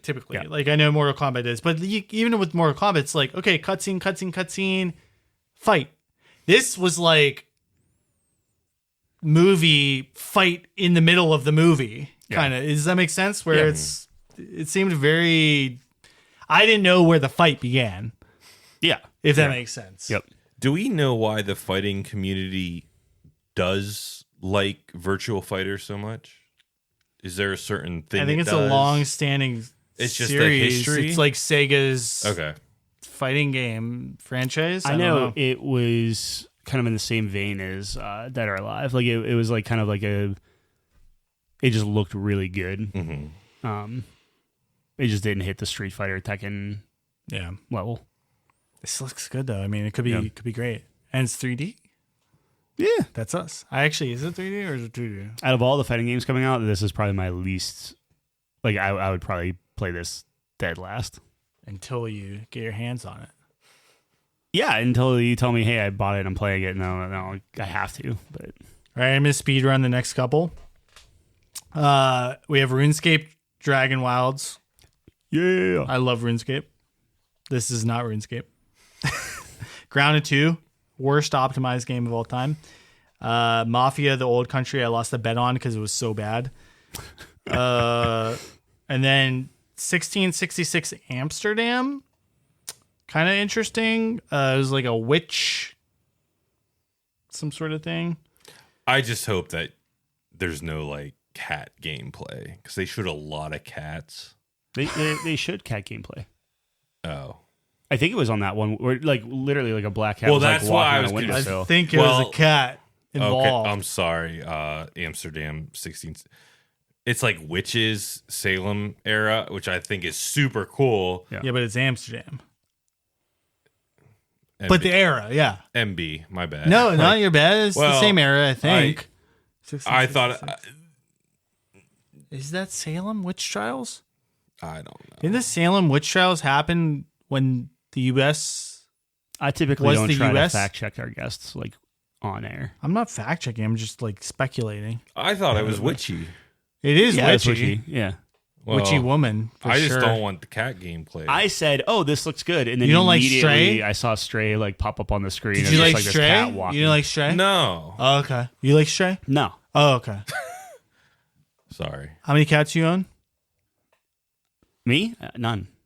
All right. Next game we have is Saw Genesis. Little scary berry. Yeah. Okay.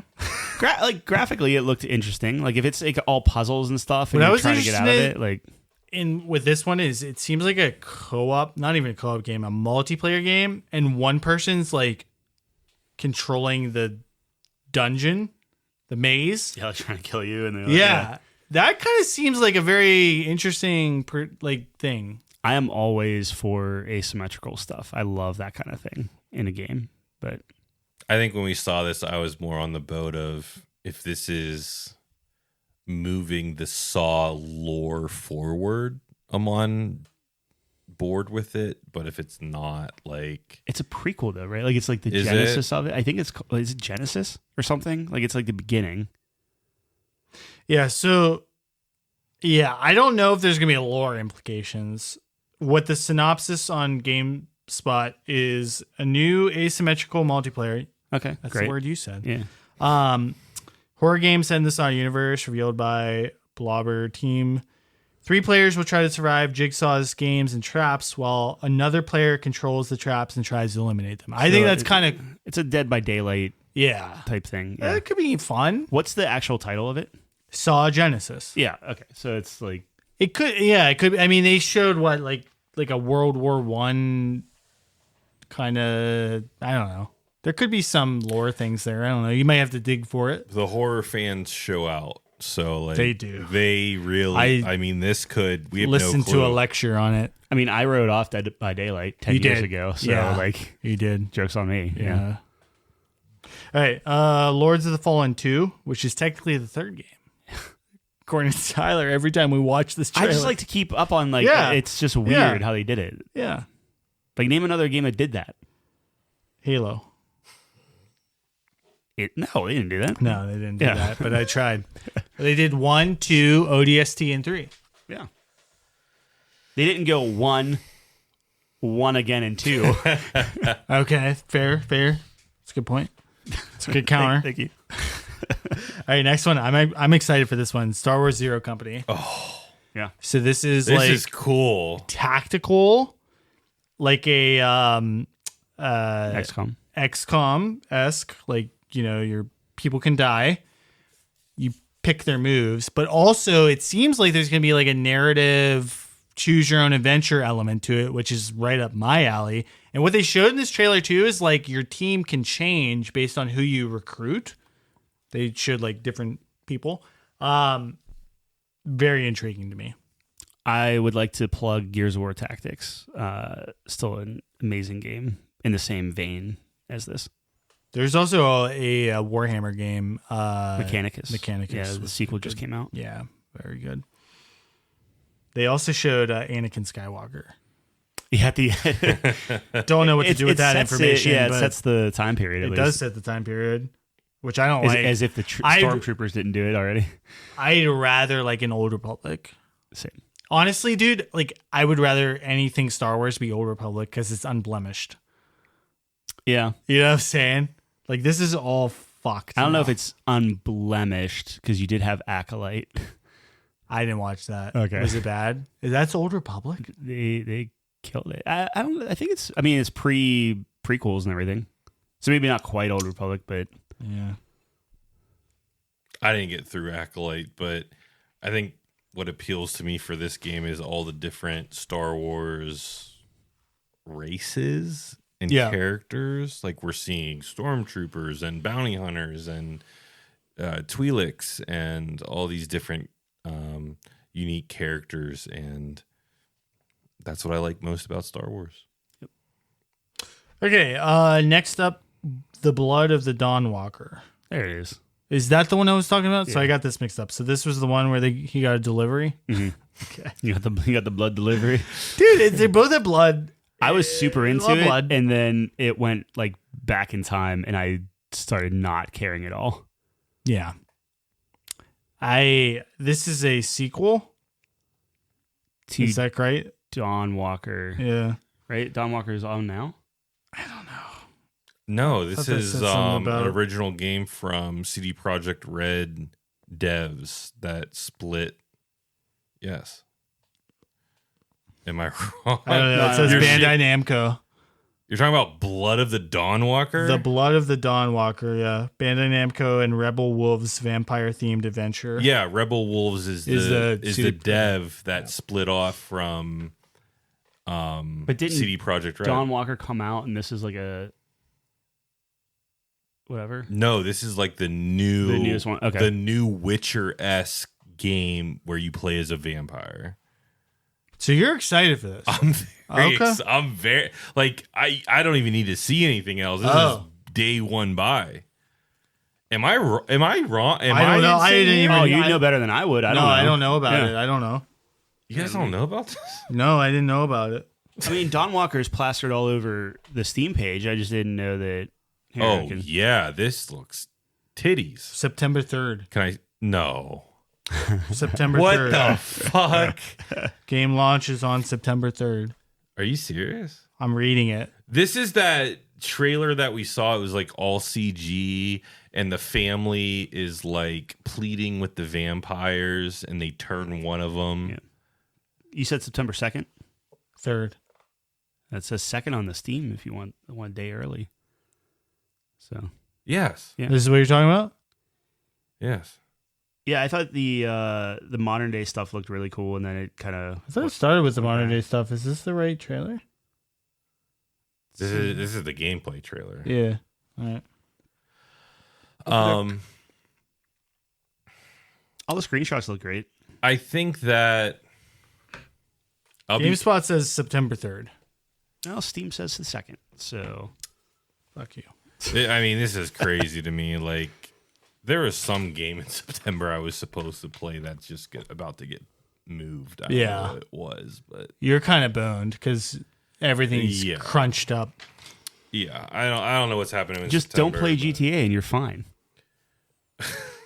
That's all you like. Literally, like if you have too many games to play, that's all you. What have are to you do. saying? Is if you don't play GTA, Are you the rest of your year hear is this open. guy? You have to record with this guy next week. The rest of your year is wide open. If you just if GTA you just is said, November what? Doesn't matter. No game's coming out. Some people just want to watch the world burn. Saw a kid with a blood diamond once. We went Sean Connery instead of. I just watched that. That's such a good movie. Yeah, I mean, sure. Play GTA. That's fine. Dude, GTA is gonna be the best. It's like you could play GTA or you could play the 12 games you have on your list. That I just don't know why you're hating. I'm not hating. I just think it's overrated. No game should warrant this level of power Half-Life in 3? the industry. Even Half-Life 3, I think that's also an overrated game. But Pong 2? Pong 2? Think about that.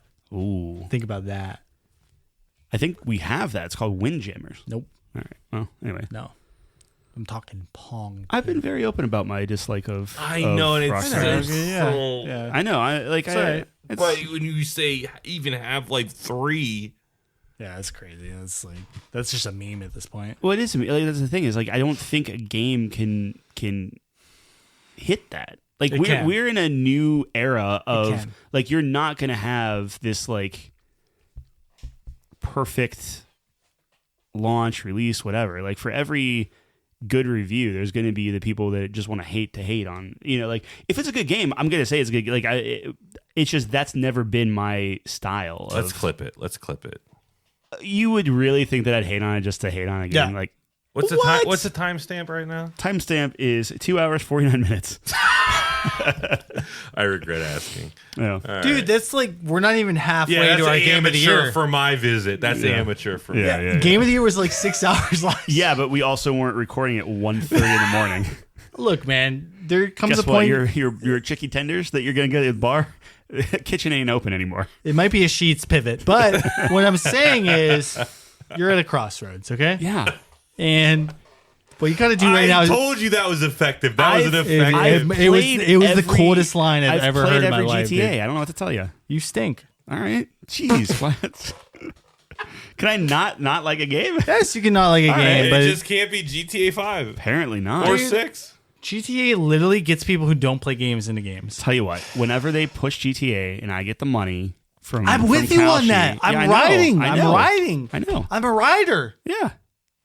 All right. Okay, well, like you're pretending like I'm on an opposite side with you. Yeah, you're. It's all right. You're My not. money you're is not- with you're you. not, My like, money's me with you. it. Your My money's money's with with me. you. Your heart's not. My money is my heart, dude. I mean, what are we doing?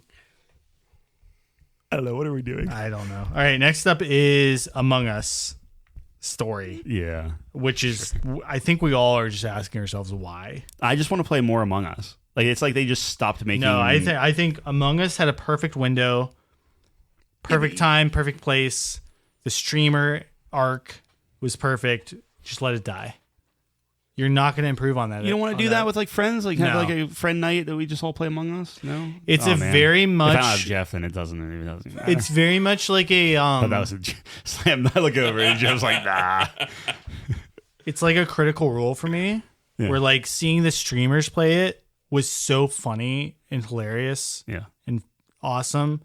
We'll never capture that, and now it's like I it's did. Though. ruined. Like that's the thing is like You did capture that. Yeah, I didn't.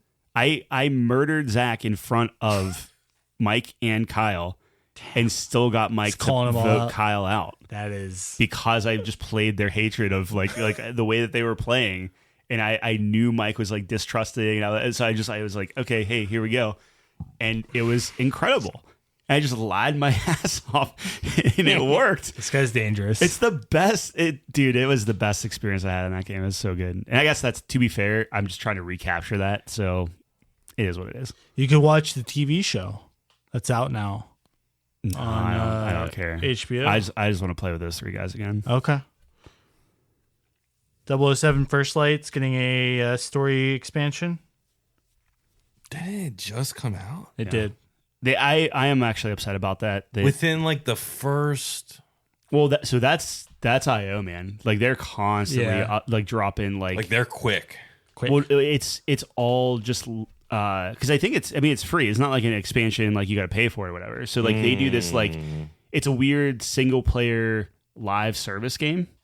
So they're gonna have all these different kind of things. And like Hitman, it's all the elusive targets. So Right. like you're going after Lashif and then whoever they just put out too. But it's I don't know. I'm excited. I just think that they shouldn't have shown that because that story thing that early is a spoiler of the story. Regardless, right? So it's like, oh, you're going after like it's like, okay, well clearly this guy's fine, you know? So it's just like yeah. Yeah. That's my next game. I'm excited. Yeah, we'll see. All right, next up, Monster Hunter. Jeff, take it over. Ascendance. This is awesome. Yep. I can't wait. I'm glad you're out of the desert. That's a plus. All the boys are going to be online. Everyone. at this table is going to be hunting. No. Yeah, you. What's my character's name? Keep going. Pongo. I don't know. Don't you keep Nobody could ever be Pongo. his name out your mouth. Oh. No, I remember your character's name. It was like Tifa, Lover, FF7 remake, 6ix9ine, XOXO. Gossip Girl. No. I'm very excited. I do this thing with Monster Hunter purposefully to pause it at a good point and wait for a big chunk of content to come out, i.e. this expansion plus all the other monsters that I've missed that they've released. This is paid? I think so. Yes. Yeah. Has to be. Iceborne was paid. I assume this is going to be paid too. But I love Monster Hunter. It's my like Pokedex. I don't really get the Pokemon thing. That's for a lot of people. It's not for me. But Monster Hunter is. I like capturing and hunting all the monsters and finding them at their largest size, their smallest size, and just completing all the hardest challenges in Monster Hunter. So I'm very excited to return with my sword and board, and I expect everyone to play with me. The consistency is what I look for. So like whenever they're showing the trailer and it's going at like a stuttery 27 frames a second, I love that it's like, I remember that. I remember that it's a Monster Hunter game. Yeah. All right, next up is Swords of Legends. If you don't remember this one, it is the Wukong Temu version where we saw like a boss fight and we're like, this seems like not it. Yeah. So, oh well. It's a debut game. I hope it's good. You know, it could be great. Sure. Then we saw Hot Wheels, which was kind of weird because I think we were all expecting like a racing game, and it was like a exploration game. It's a Hot Wheels Horizon. It's like a Hot Wheels Horizon, which we'll probably see a Hot Wheels Forza crossover. We always see that. I think they confirmed that already. Probably. There's always one. Yeah. Yeah. So that was interesting. It was very like cartoon. It looked great. I'm visuals in on as well. that one, You're sure. in on that? Oh yeah. Interesting. Okay. It looks dude, I love racing. I just prefer arcade racing. I don't want the sim racing. I want to smack things. Yeah. You prefer Twisted Metal. I love Yeah, we can tell. That's not racing though. We can We can tell, but you're trying to make Forza into Twisted Metal. Let's be honest with ourselves. Yeah. You are Bowie Knife 69 or whatever it is. You've seen that meme? Then we got Sonic's 35th anniversary, DLC for Sonic Racer, bunch of other shit. You know what we don't have? Huh. DLC for Mario Kart World. Really? I have yet to see it, man. Look, They just keep trying to change things because they're like, oh, people hate this. Oh, okay, let's tweak it. Oh, people are hate people this, playing let's that tweak it. game or no? I haven't played it since I bought my Switch. I know you haven't, but like, are other people? I have no idea. Okay. Then we got Attack on Titan, which one of my favorite anime of all time. I don't know. It looked about as smooth as Monster Hunter. Dude, there's no way it's going to translate well into a video game. There's just no way. Why is it Attack on Titan 3? That's what's crazy, yeah. Have there been there have been other Attack on Titan games, yeah. I don't know but if this one, two a new game exploring the entire AOT story from start to finish. So it just eclipses the other two. Maybe. At that point, why don't you just rename it to Attack on Titan Definitive? Because you were confused by they 3. stand Of course for I was something. confused by 3. I didn't even realize there was 2 others. They stand for something. They say, you know what? We've done this already. We're gonna keep going. We're not gonna go do a Need for Speed thing, Gears of War, whatever, God of War, whatever. Hear this guy? Because what's it gonna be? Attack on Titan 2026? Next up was What is that so crazy? Look, man, I don't know. You got it, big dog. That's you. Attack on Titan 3, brilliant title. I think they're I'm gonna. not saying it's a brilliant title. They're I'm just saying I redefining- respect it. They're redefining the landscape with this Yeah. title. Brilliant. I don't know where they thought that one up in the lab. All right, Huge. Let's see how many Attack on Titan games there are. I'm guessing 2. There's. We're getting loopy. All right, next up. Why? It's only 1:30 in the morning, not PM. This might be the most unprofessional recording we've ever done. All right, next up, speaking of Need for Speed, Need for what? Need for Speed is Clutch racing game, narrative-driven racing game. I thought it was going to be more realistic. Apparently, it's very arcadey. They were jumping off of things and shooting rockets and missiles. Maverick Games, ex-Forza devs. It's going to launch in 2027. This seems like right up Tyler's alley. He wants to see bullshit. He wants to see Fast and Furious garbage. Like, we're going to the moon and back. Thoughts? Yeah. Yeah. Yeah. Okay. The craziest part is you name it Clutch. It is and- Clutch. And then you do that. You know, yeah, you know Clutch what I has mean? got to be like a As if you're not just racing- going to hold the right trigger the whole Yes. time. And just Well, that's what I'm go. talking about. It's like, why would you name it Clutch Yep. and not be... Because Blur was already taken. bang. I'm sorry. I interrupted you, guys. Well, it's like Clutch is like, you respect Clutch. Yes. Respect is... Clutch is driving. Maybe it's clutch you Clutch win is- the race. Like you came in clutch. They want to do the double Do you entendre. see this? Do you see Dude, this? I see What- it every what am I Friday, doing? man. What's Like wrong? this is the guy I sit across with. I'm assuming that I like the titles of video games. No, it's a double meaning. It's like clutch, the clutch that you're doing for manual But the transmission, thing and is, in the clutch game, like you're never hitting the clutch. maybe you are. maybe you are. What if it is manual transmission 6-speed? You gotta H-pattern. shift the H pattern. You gotta shift it. No you, sequential. you must buy. What the, if it is sequential? I don't even think you're allowed to do 6-speed. Why wouldn't you? What? Didn't GTA like trademark 6? So you can't have 6 anywhere now. All right. The next game is That's why the Witch game's getting. next game is Chronicles Medieval. This was a Calvin game. This was the strategic. Yeah, it looked real bad. Okay. Right? Next, It looked bad. Like that. It the looked graphics bad. were a little shaky, but I think that it was. they were throwing spears and they were like not. But going look, straight. it's a large scale tactical game. Yeah. You got this, Calvin. All right, Sea of Remnants was next. It's a rockin' new trailer. It's from GameSpot.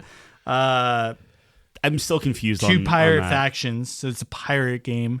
Yeah, we saw the trailer. Yeah. Which the original one, which looked completely different from this. So I'm very Right. confused on what the tone of this game is. Oh, this was the grunge rock that was playing, or like alt rock. Yeah. Yeah. I was down. We dude. thought it was I thought it was a rhythm game. For I a thought it second. was. Well, no, I didn't think Unless that. I'm way off. I it- just like the vibe of it, though. It was like a cool. I like the song. I like the visuals. last year you saw him sneak around Yeah. behind guards and then get into like Yeah. a A tussle. turn-based thing. Yeah. Right. So it's like, what are we doing here? I don't know, but I Yeah. like it. Yeah. All right. It's garbage. Hitman World of Assassins. Yeah. Who's he Assassination. shooting now? He's shooting rapper Wiz Khalifa, highlighting his Muay Thai skills in a cage fighting setting. Okay. Okay. I thought you already did Wiz Khalifa. I could be wrong. Next was Pal World 1.0, baby. 1.0, July 10th. I just want to point out, I think Pal World's designs are better than Pokemon right now. I think their Pokemon look better than Pokemon. It's tough because they basically just Cringe all you want, dude, but They like stole all the designs. I've seen. No, they haven't. Those designs we've seen are inspired by original Pokemon, which is what we need. They're the next evolution. Okay, fine. You bring up the most recent trailer and you tell me exactly which Pokemon they're ripping off. I don't think you can give me a single one they're ripping off. No, I couldn't. I just recently saw the Pokemon. I think it's called Flamingo, Yes. and it's a flamingo. It's literally a flamingo. You tell me which is Power World and which is a Pokemon. All right, ready for this? I'm gonna go 10 for 10 here. Power World.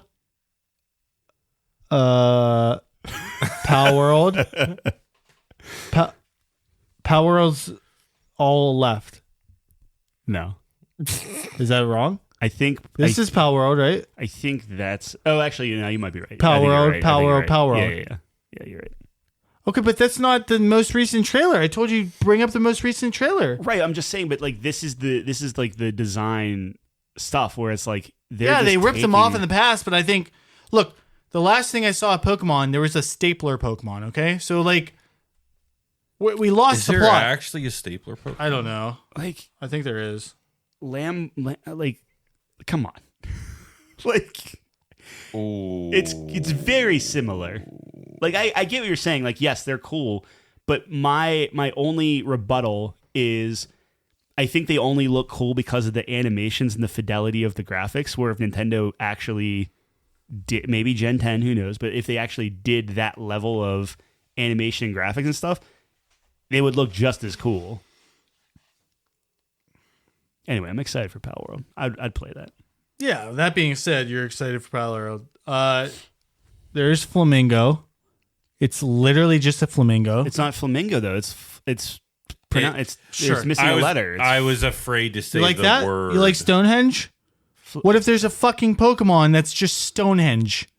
You like that? Yeah. It's a rock type. Yeah. Is that like an evolution or I don't fucking care. All right, let's keep going. what are we doing There's here? a stapler somewhere. Some sort of. Oh, here's a teacup. You like that? Well, here's the thing. Did you want a teacup as a Pokemon? Okay, look, man. When you go to 854 of them, how Okay, many? then how give many, up. Then give it up. How many You've pals been are on there? Here's a this- sword. Here's the thing. You've been on this stapler Pokemon for a while. I think you need to show it. That's crazy. That's a Swiss Army knife Pokemon. Well, but there's been a friend of the show that explains to me that It's a sandcastle. Here's the thing. Pokemon hit 1,000 Pokemon, right? Power World comes in. They have 215 pals, which means they have 1,000 Pokemon to just. I like your ears. I like your nose. I like your eye, and they put 200 together. That's easy. No, you're right, There's dude. five- Pokemon's infallible. They can't do anything wrong. There's five designs are times the brilliant. number. No, I'm not saying that at No, all. no, But I'm it's just great. saying, like, yes, by now, Pokemon is like, oh, I don't know. Here's a stapler. Here's a whatever. Like, No, but I want a the- Swiss Army knife. I want a teacup. Yeah, but- I want a sword. You put Power World. How long has been Pokemon? Just hit what 30 years, 20 years, whatever. 20. Then 20 give up. years? Well, no, you keep Then give spending up. money. Then end it. Okay. Don't ruin Dragonite, dude. Dragonite's Mega makes me want to die. You Okay. understand? They All right. ruined the boy.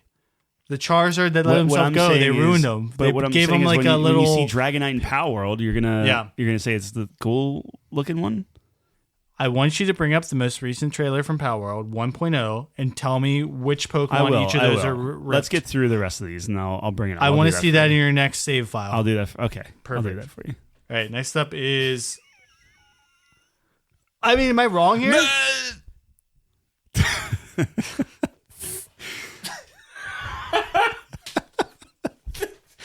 Next up is I'm actually excited for this. Wolf Among Us 2. Oh, Go ahead, Jeff. What's that? Oh, Wolf yeah, Among Us 2. it's You here. have a sentence. It's Wolf Among Us 1 was my 81st favorite game of all time. So now, like the second one, you're excited for it. This can be huge. So what you were talking, I actually didn't know anything about this game. I knew it was a Telltale game. Jeff explained to me that it's like Shrek in the fact that it's like fairy tales, but in like a gritty noir world. So that's super up my Yeah. alley. Story driven choices. The fact that they're remaking the first one, which gives me a perfect entry point, makes me very excited. So here's my only rebuttal. It's not even a rebuttal, but yeah, like, no shit on it. No, that's good. That's what we're here for. No, dude, it's good. I like staplers too. They're very useful.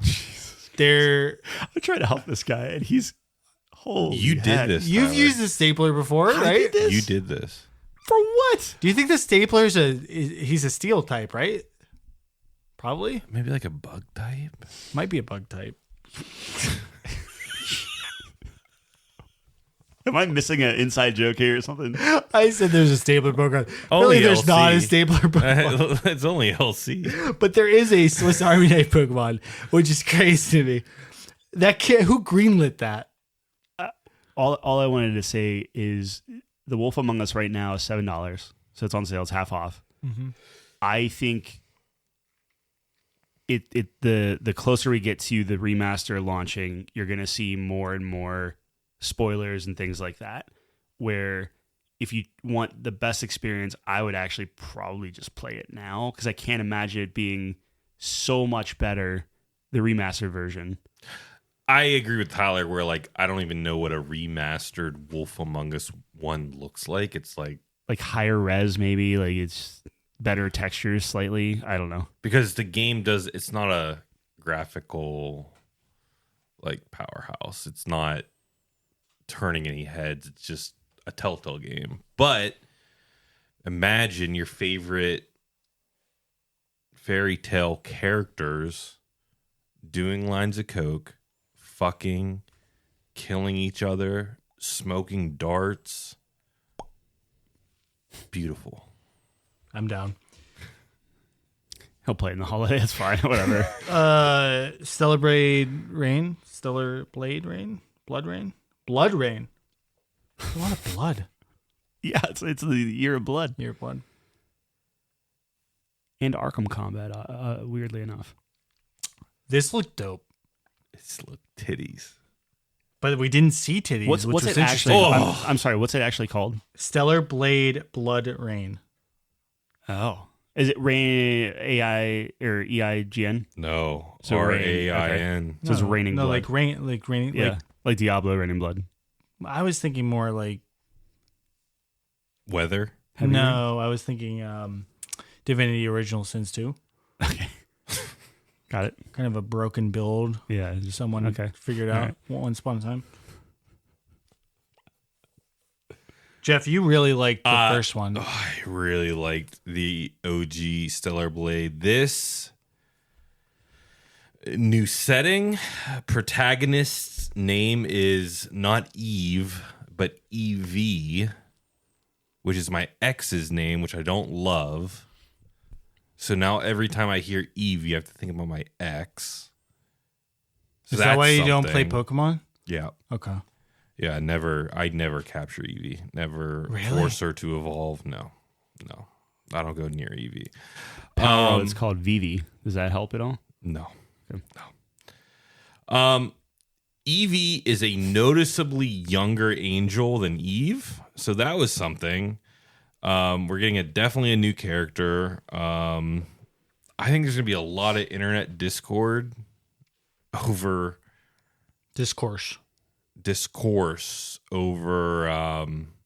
we'll say character model. You wanted more ass. Okay, you missed the previous ass. I think the last character had a lot of lore behind her. That's one way of saying it. She had a dump truck of a lore.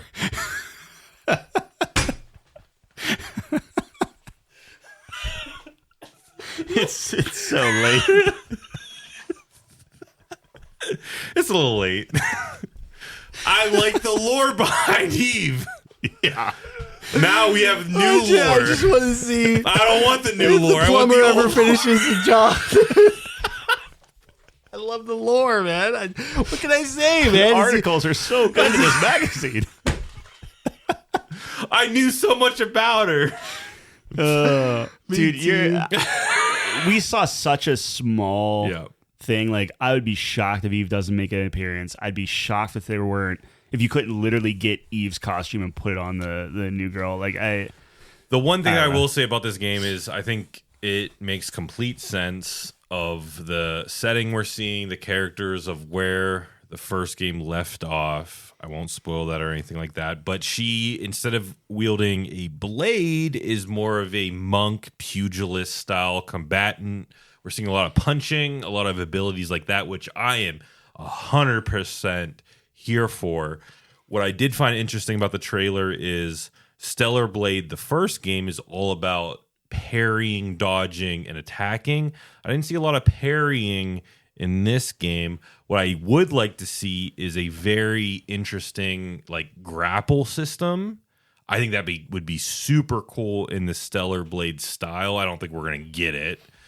But if you replaced parrying with like a fighting style grapple system, I think that'd be super cool. I don't think we're going to get it, but I'm very interested to see what Eevee brings to the table in terms of combat. And I can't wait to learn more about the lore.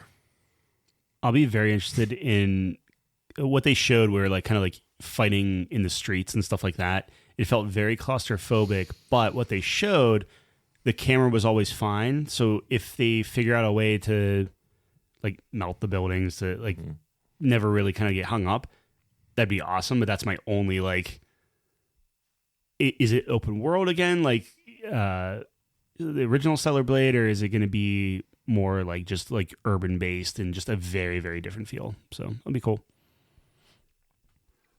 Okay. Next up was Street Fighter 6. I think they're in year 4. This is where I got Tyler had a pwned. very big complaint about only 3 characters versus Tekken's typical 4 characters. You gotta set it up. So like they showed the 3, and I was like, see, Tekken gives you 4, and then and then yeah, You go. and then they throw up Tifa Lockhart on the as their 4th character, which just she dunked on you, dude. Yeah. She dunked on you. Like very like for a big name like that, you would think that there would be some fanfare, and maybe we're just like kind of used to the Tekken like tease. Yeah. But Street Fighter just straight was like, hey, it's Tifa. It was like cool, right? You couldn't even process it Yeah. with such a big reveal. Like every fighting game has been trying to get her since the beginning of time. So it was wild. I can't believe that. And I'm super sad that she's not in Tekken. So that was a big blow to me, but Sorry. it's okay. It's very personal. It is personal. Street Fighter fans are super jacked, I'm assuming. Yeah, I would assume like she looks great. Yeah.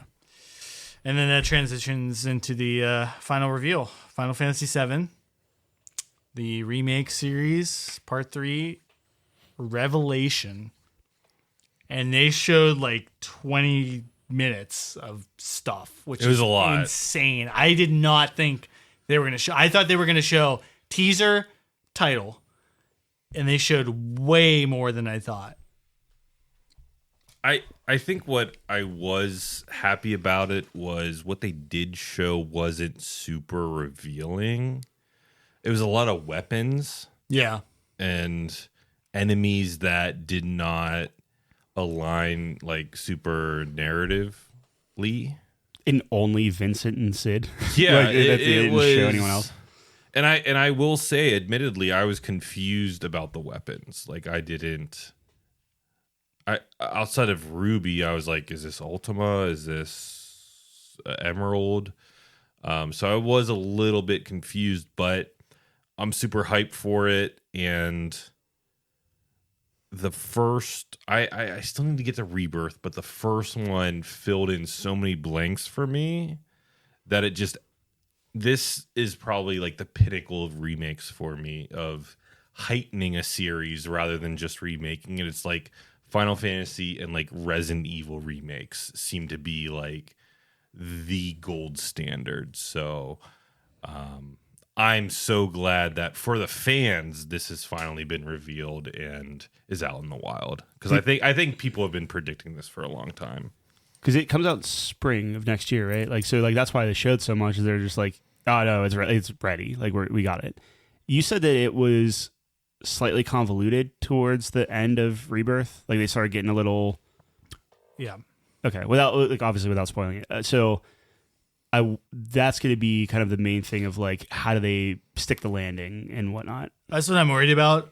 If you thought the end of Remake was confusing, Rebirth goes even further.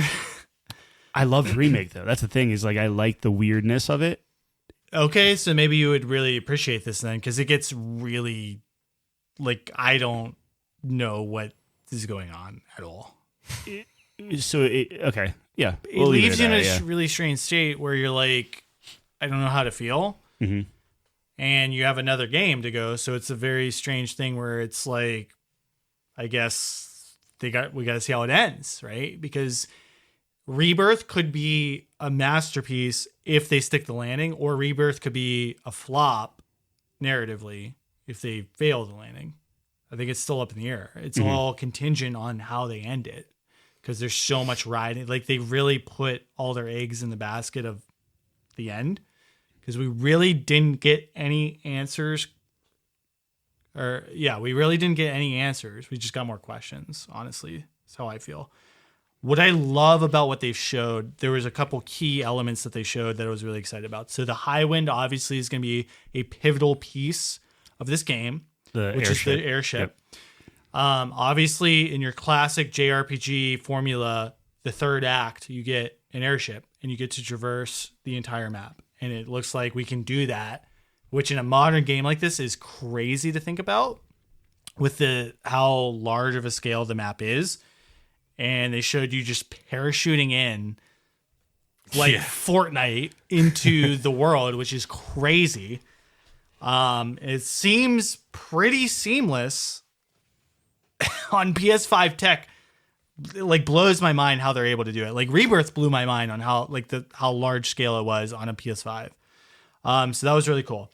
The second thing that I think might have gone under the radar, so they were showing those outfits. That is essentially a job system put into the game. Final Fantasy VII OG did not have a job system, which like OG players of like Final Fantasy 1 through 7 was probably one of their critiques. The fact that these like outfits are seemingly a job-esque system is really fascinating to me. And I'm curious how that's going to function. So like what we saw is if you go through it, Tifa had a black mage outfit on. So it was Tifa spellcaster, traditional black mage Final Fantasy like throwback. Super cool. So I'm really interested to like mix and match, get your build together for your people. It's like another wrinkle, I guess, that they're kind of throwing into it. But, yeah, I agree with what Jeff said. The weapons were interesting. I don't remember exactly which weapons were, so I don't know how faithful it was. But I'm sure they got to kind of adjust things to make it work for the modern game. But I have faith. I don't know. I think they've done a great job thus far, and I'm just a little nervous. I'm like, I don't know how they're going to... Either it's going to be like the craziest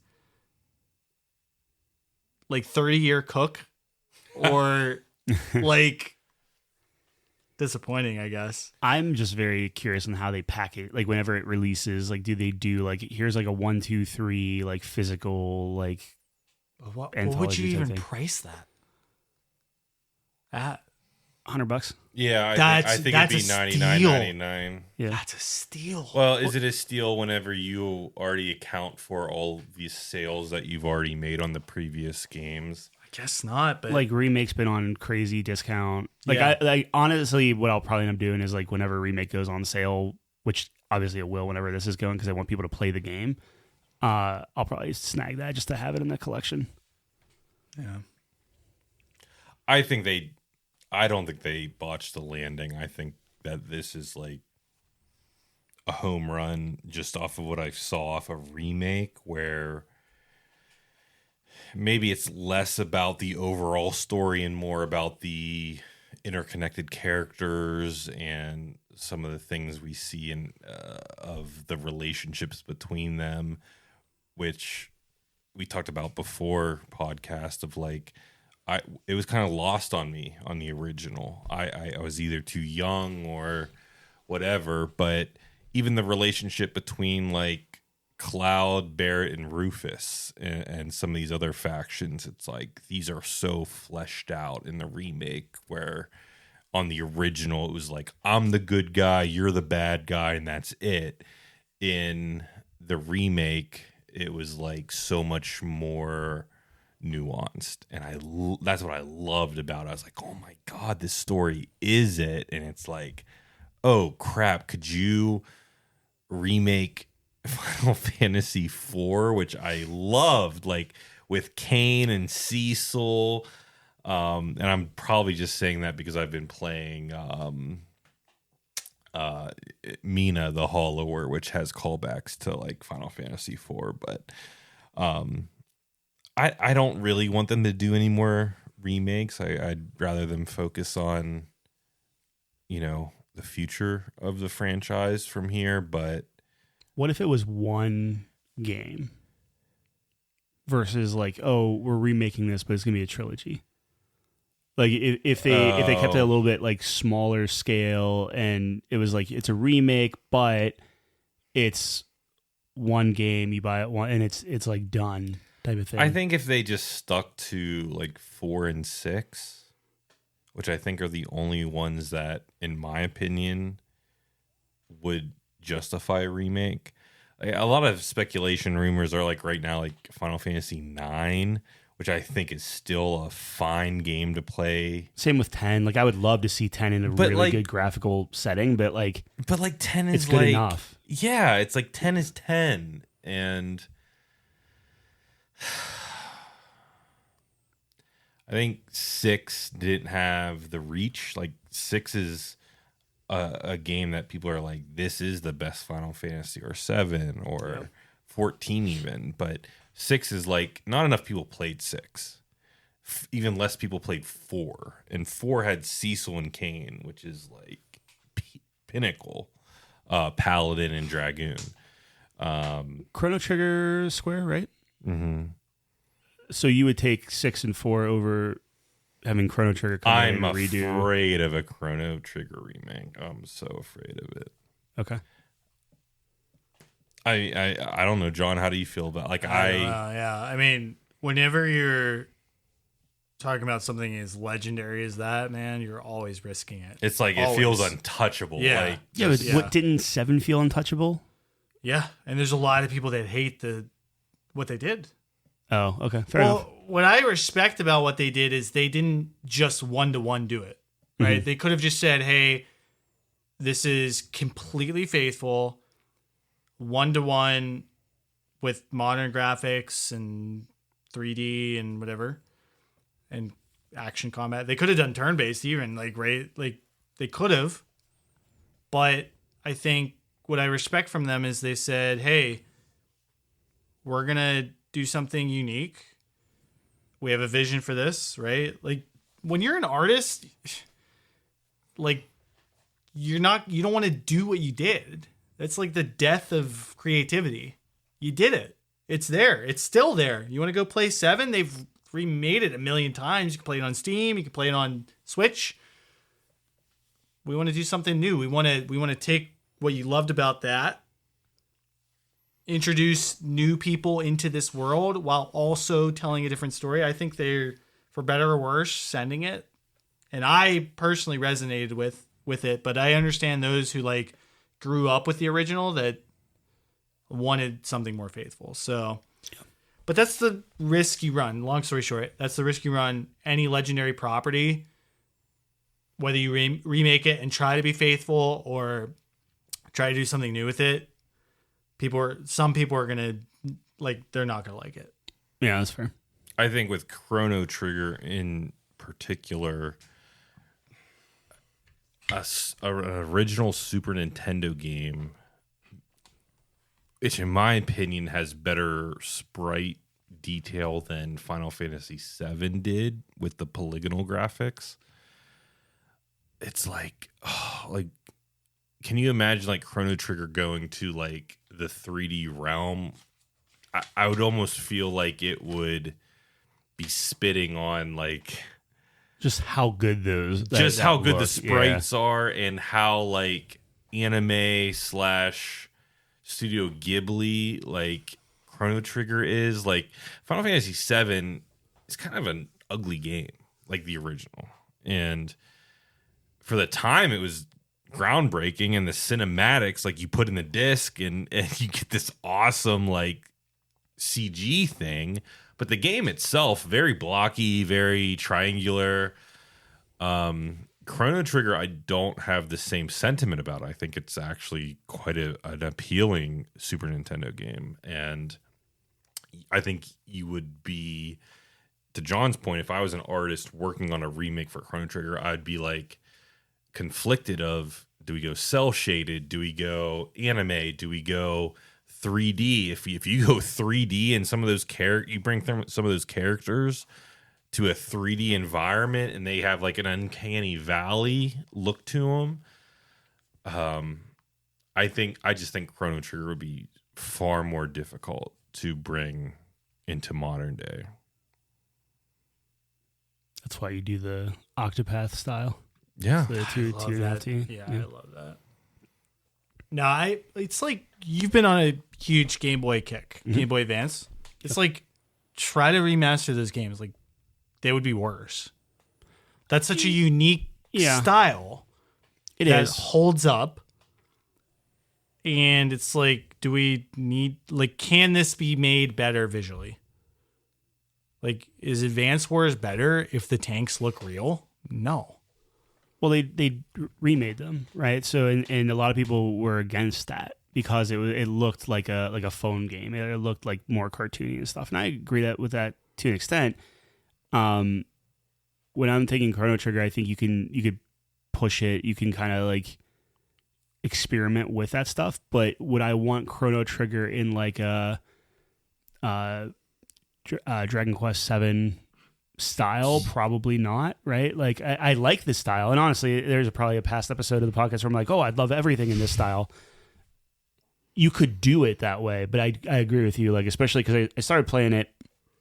I didn't get far, but like even just the very beginning of the thing with like the fairgrounds, like you could see everything.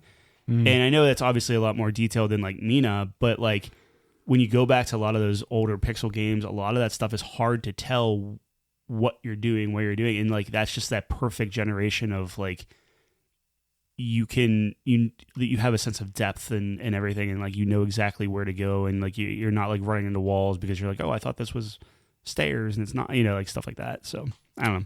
I think that Chrono Trigger would be a game that I wouldn't want a full remake on, but I would want like, we'll say like a recoloring or a even like added effects or something that just enhances what it already is, or a definitive edition that, like, even right now I have a lot of people that are like, Jeff, stream Chrono Trigger, but I'm like, there's no definitive edition. If you play on Steam, it loses this. If you play over here, it loses that. Like, it seems to be one of those games that does lose something no matter where you play. So if there was, I think the DS is like the like general consensus of like the best version is like the least achievable to one, get, But the combat of Chrono Trigger is like, I could even see like a little bit of a improvement there of, I'm being selfish here, but like bring in like Tails combat, which the listeners or you guys might not know what that's like, but it's very fighter based. It's very combo related, and Chrono Trigger is already like time based a little bit, but it's still turn based. I would like to see a little bit more of an active battle situation with Chrono Trigger, but who's to say? I mean, we can all agree that Grandia 2 deserves a complete remake. One of my favorite combat games of all time. Yeah, unbelievable. And fuck the moon. Yeah. Okay, that's what we have here at the Couch Company. So you want to call out anything on Day of the Devs? I know we're like running over. Okay. Yep. What do we got? No, like there's at least one. I like the records game. Yeah. There's like a records game where the dude sells records and jumps into the music. So here's the thing about Day of the Devs, John. You need to look up Threads of Time. That's you. Okay. Was that the one you're like? That's you. That's me? Threads of Time. Now you guys joke that's me. If there's any No, it's just instruments, it's RPG. it's always It's the RPG in the style of Octopath, and it looks better than Octopath. You'll lose your looks shit. better than Octopath. Yeah, you're going to lose your shit on Threads What's of it Time. called again? Threads of Time. Threads of Time. Okay. For me, there's a game called Into the Unwell, and there's a game called Blood Tenebris Somnia. Oh yeah. That I was there for. You were here for Blood Tenebris. That was the American Horror Story. Game, right? Like with the live action. Yes. I thought that was super cool because that's what I love about Alan Wake is the like live action splicing. Yeah. It's so weird but cool. This game looks insane. Yeah. It's like Super Nintendo I wouldn't even say Super Nintendo. I would say like 20-bit. So somewhere in between like NES and Super NES. 12 million BC. Yeah, Threads of Time. It goes like super like. Why am I fighting a Stegosaurus, man? It goes Jurassic. Well, you period don't and- have to. That's the beauty of it. Wait, this is really interesting. I don't know if I would say it looks better than Octopath. when Just when wait. you see it in like. I'll have to watch the yeah. trailer. Sorry. Okay, go ahead. So No, but this game, Tenebris, I don't even. God, we got to come up with better names here, guys. Tenebris Somnia. It's like combination of American Horror Story live action scenes plus like very old school Like DOS level. yes, like Resident Evil survival horror. And Resident Evil. yeah, you're like shooting really weird creatures and you're combining items in your inventory. Overhead camera? No, he's talking about like the gameplay. The gameplay. Original Resident Evil was like fixed camera overhead. Yeah, I'm trying to like Navigate say, through a room. I'm trying to say like 20-bit Resident Evil. Oh, I see. Okay. Gotcha. So a little bit older, yeah, but sure. it looks so interesting. Like I don't oozing. think it's 20-bit. It looks like 8-bit stuff. You think 8-bit? It's only like there's like no colors. Like it's very very blocky. I like the live action practical effects. So what they were saying was every monster that you see has a live action version.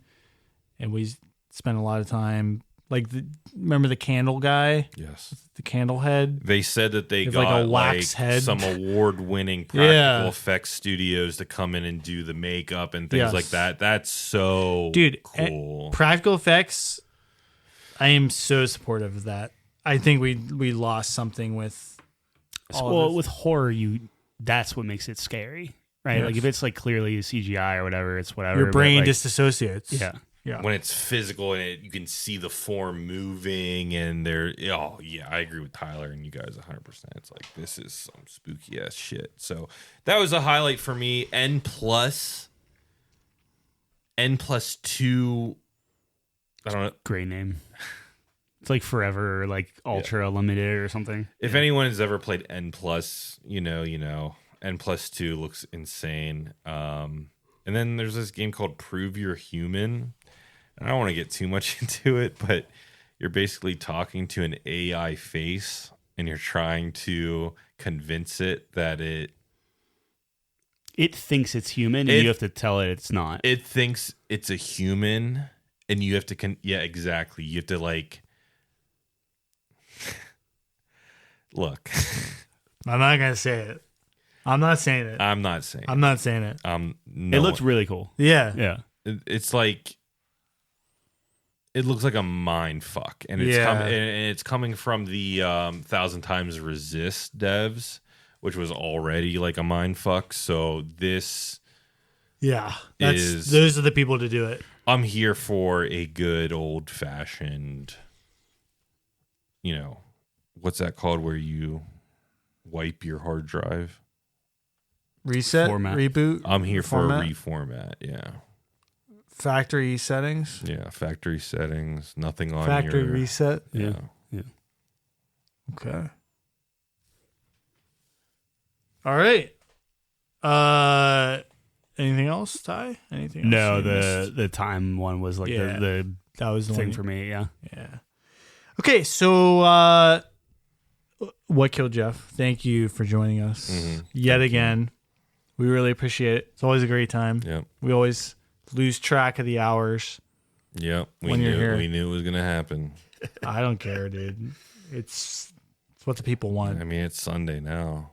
Sunday, we're a couple hours into Sunday. Dude, Xbox is in less than 12 hours. Tell the people where they can find you, Jeff. You can find me at twitch.tv/Clydesdale. What Killed Jeff? Yeah, minus the Clydesdale. Yes. That's where get you. I'm thinking about a rebranding. Maybe get some sleep and Yeah. think about it after that. Yeah. That's all we got. Check us out, couchcomedy.games. Got everything there. Couple reviews on the way too, probably, right? Yeah. Mixtape, Yep. Mouse PI. Did you Yep. finish Mouse PI? Nope. Okay, we're gonna be here same time, same Busy with place. Lego Batman and 007 and Mina. Continue. Go ahead. Same place next week. Thanks for joining us on the couch.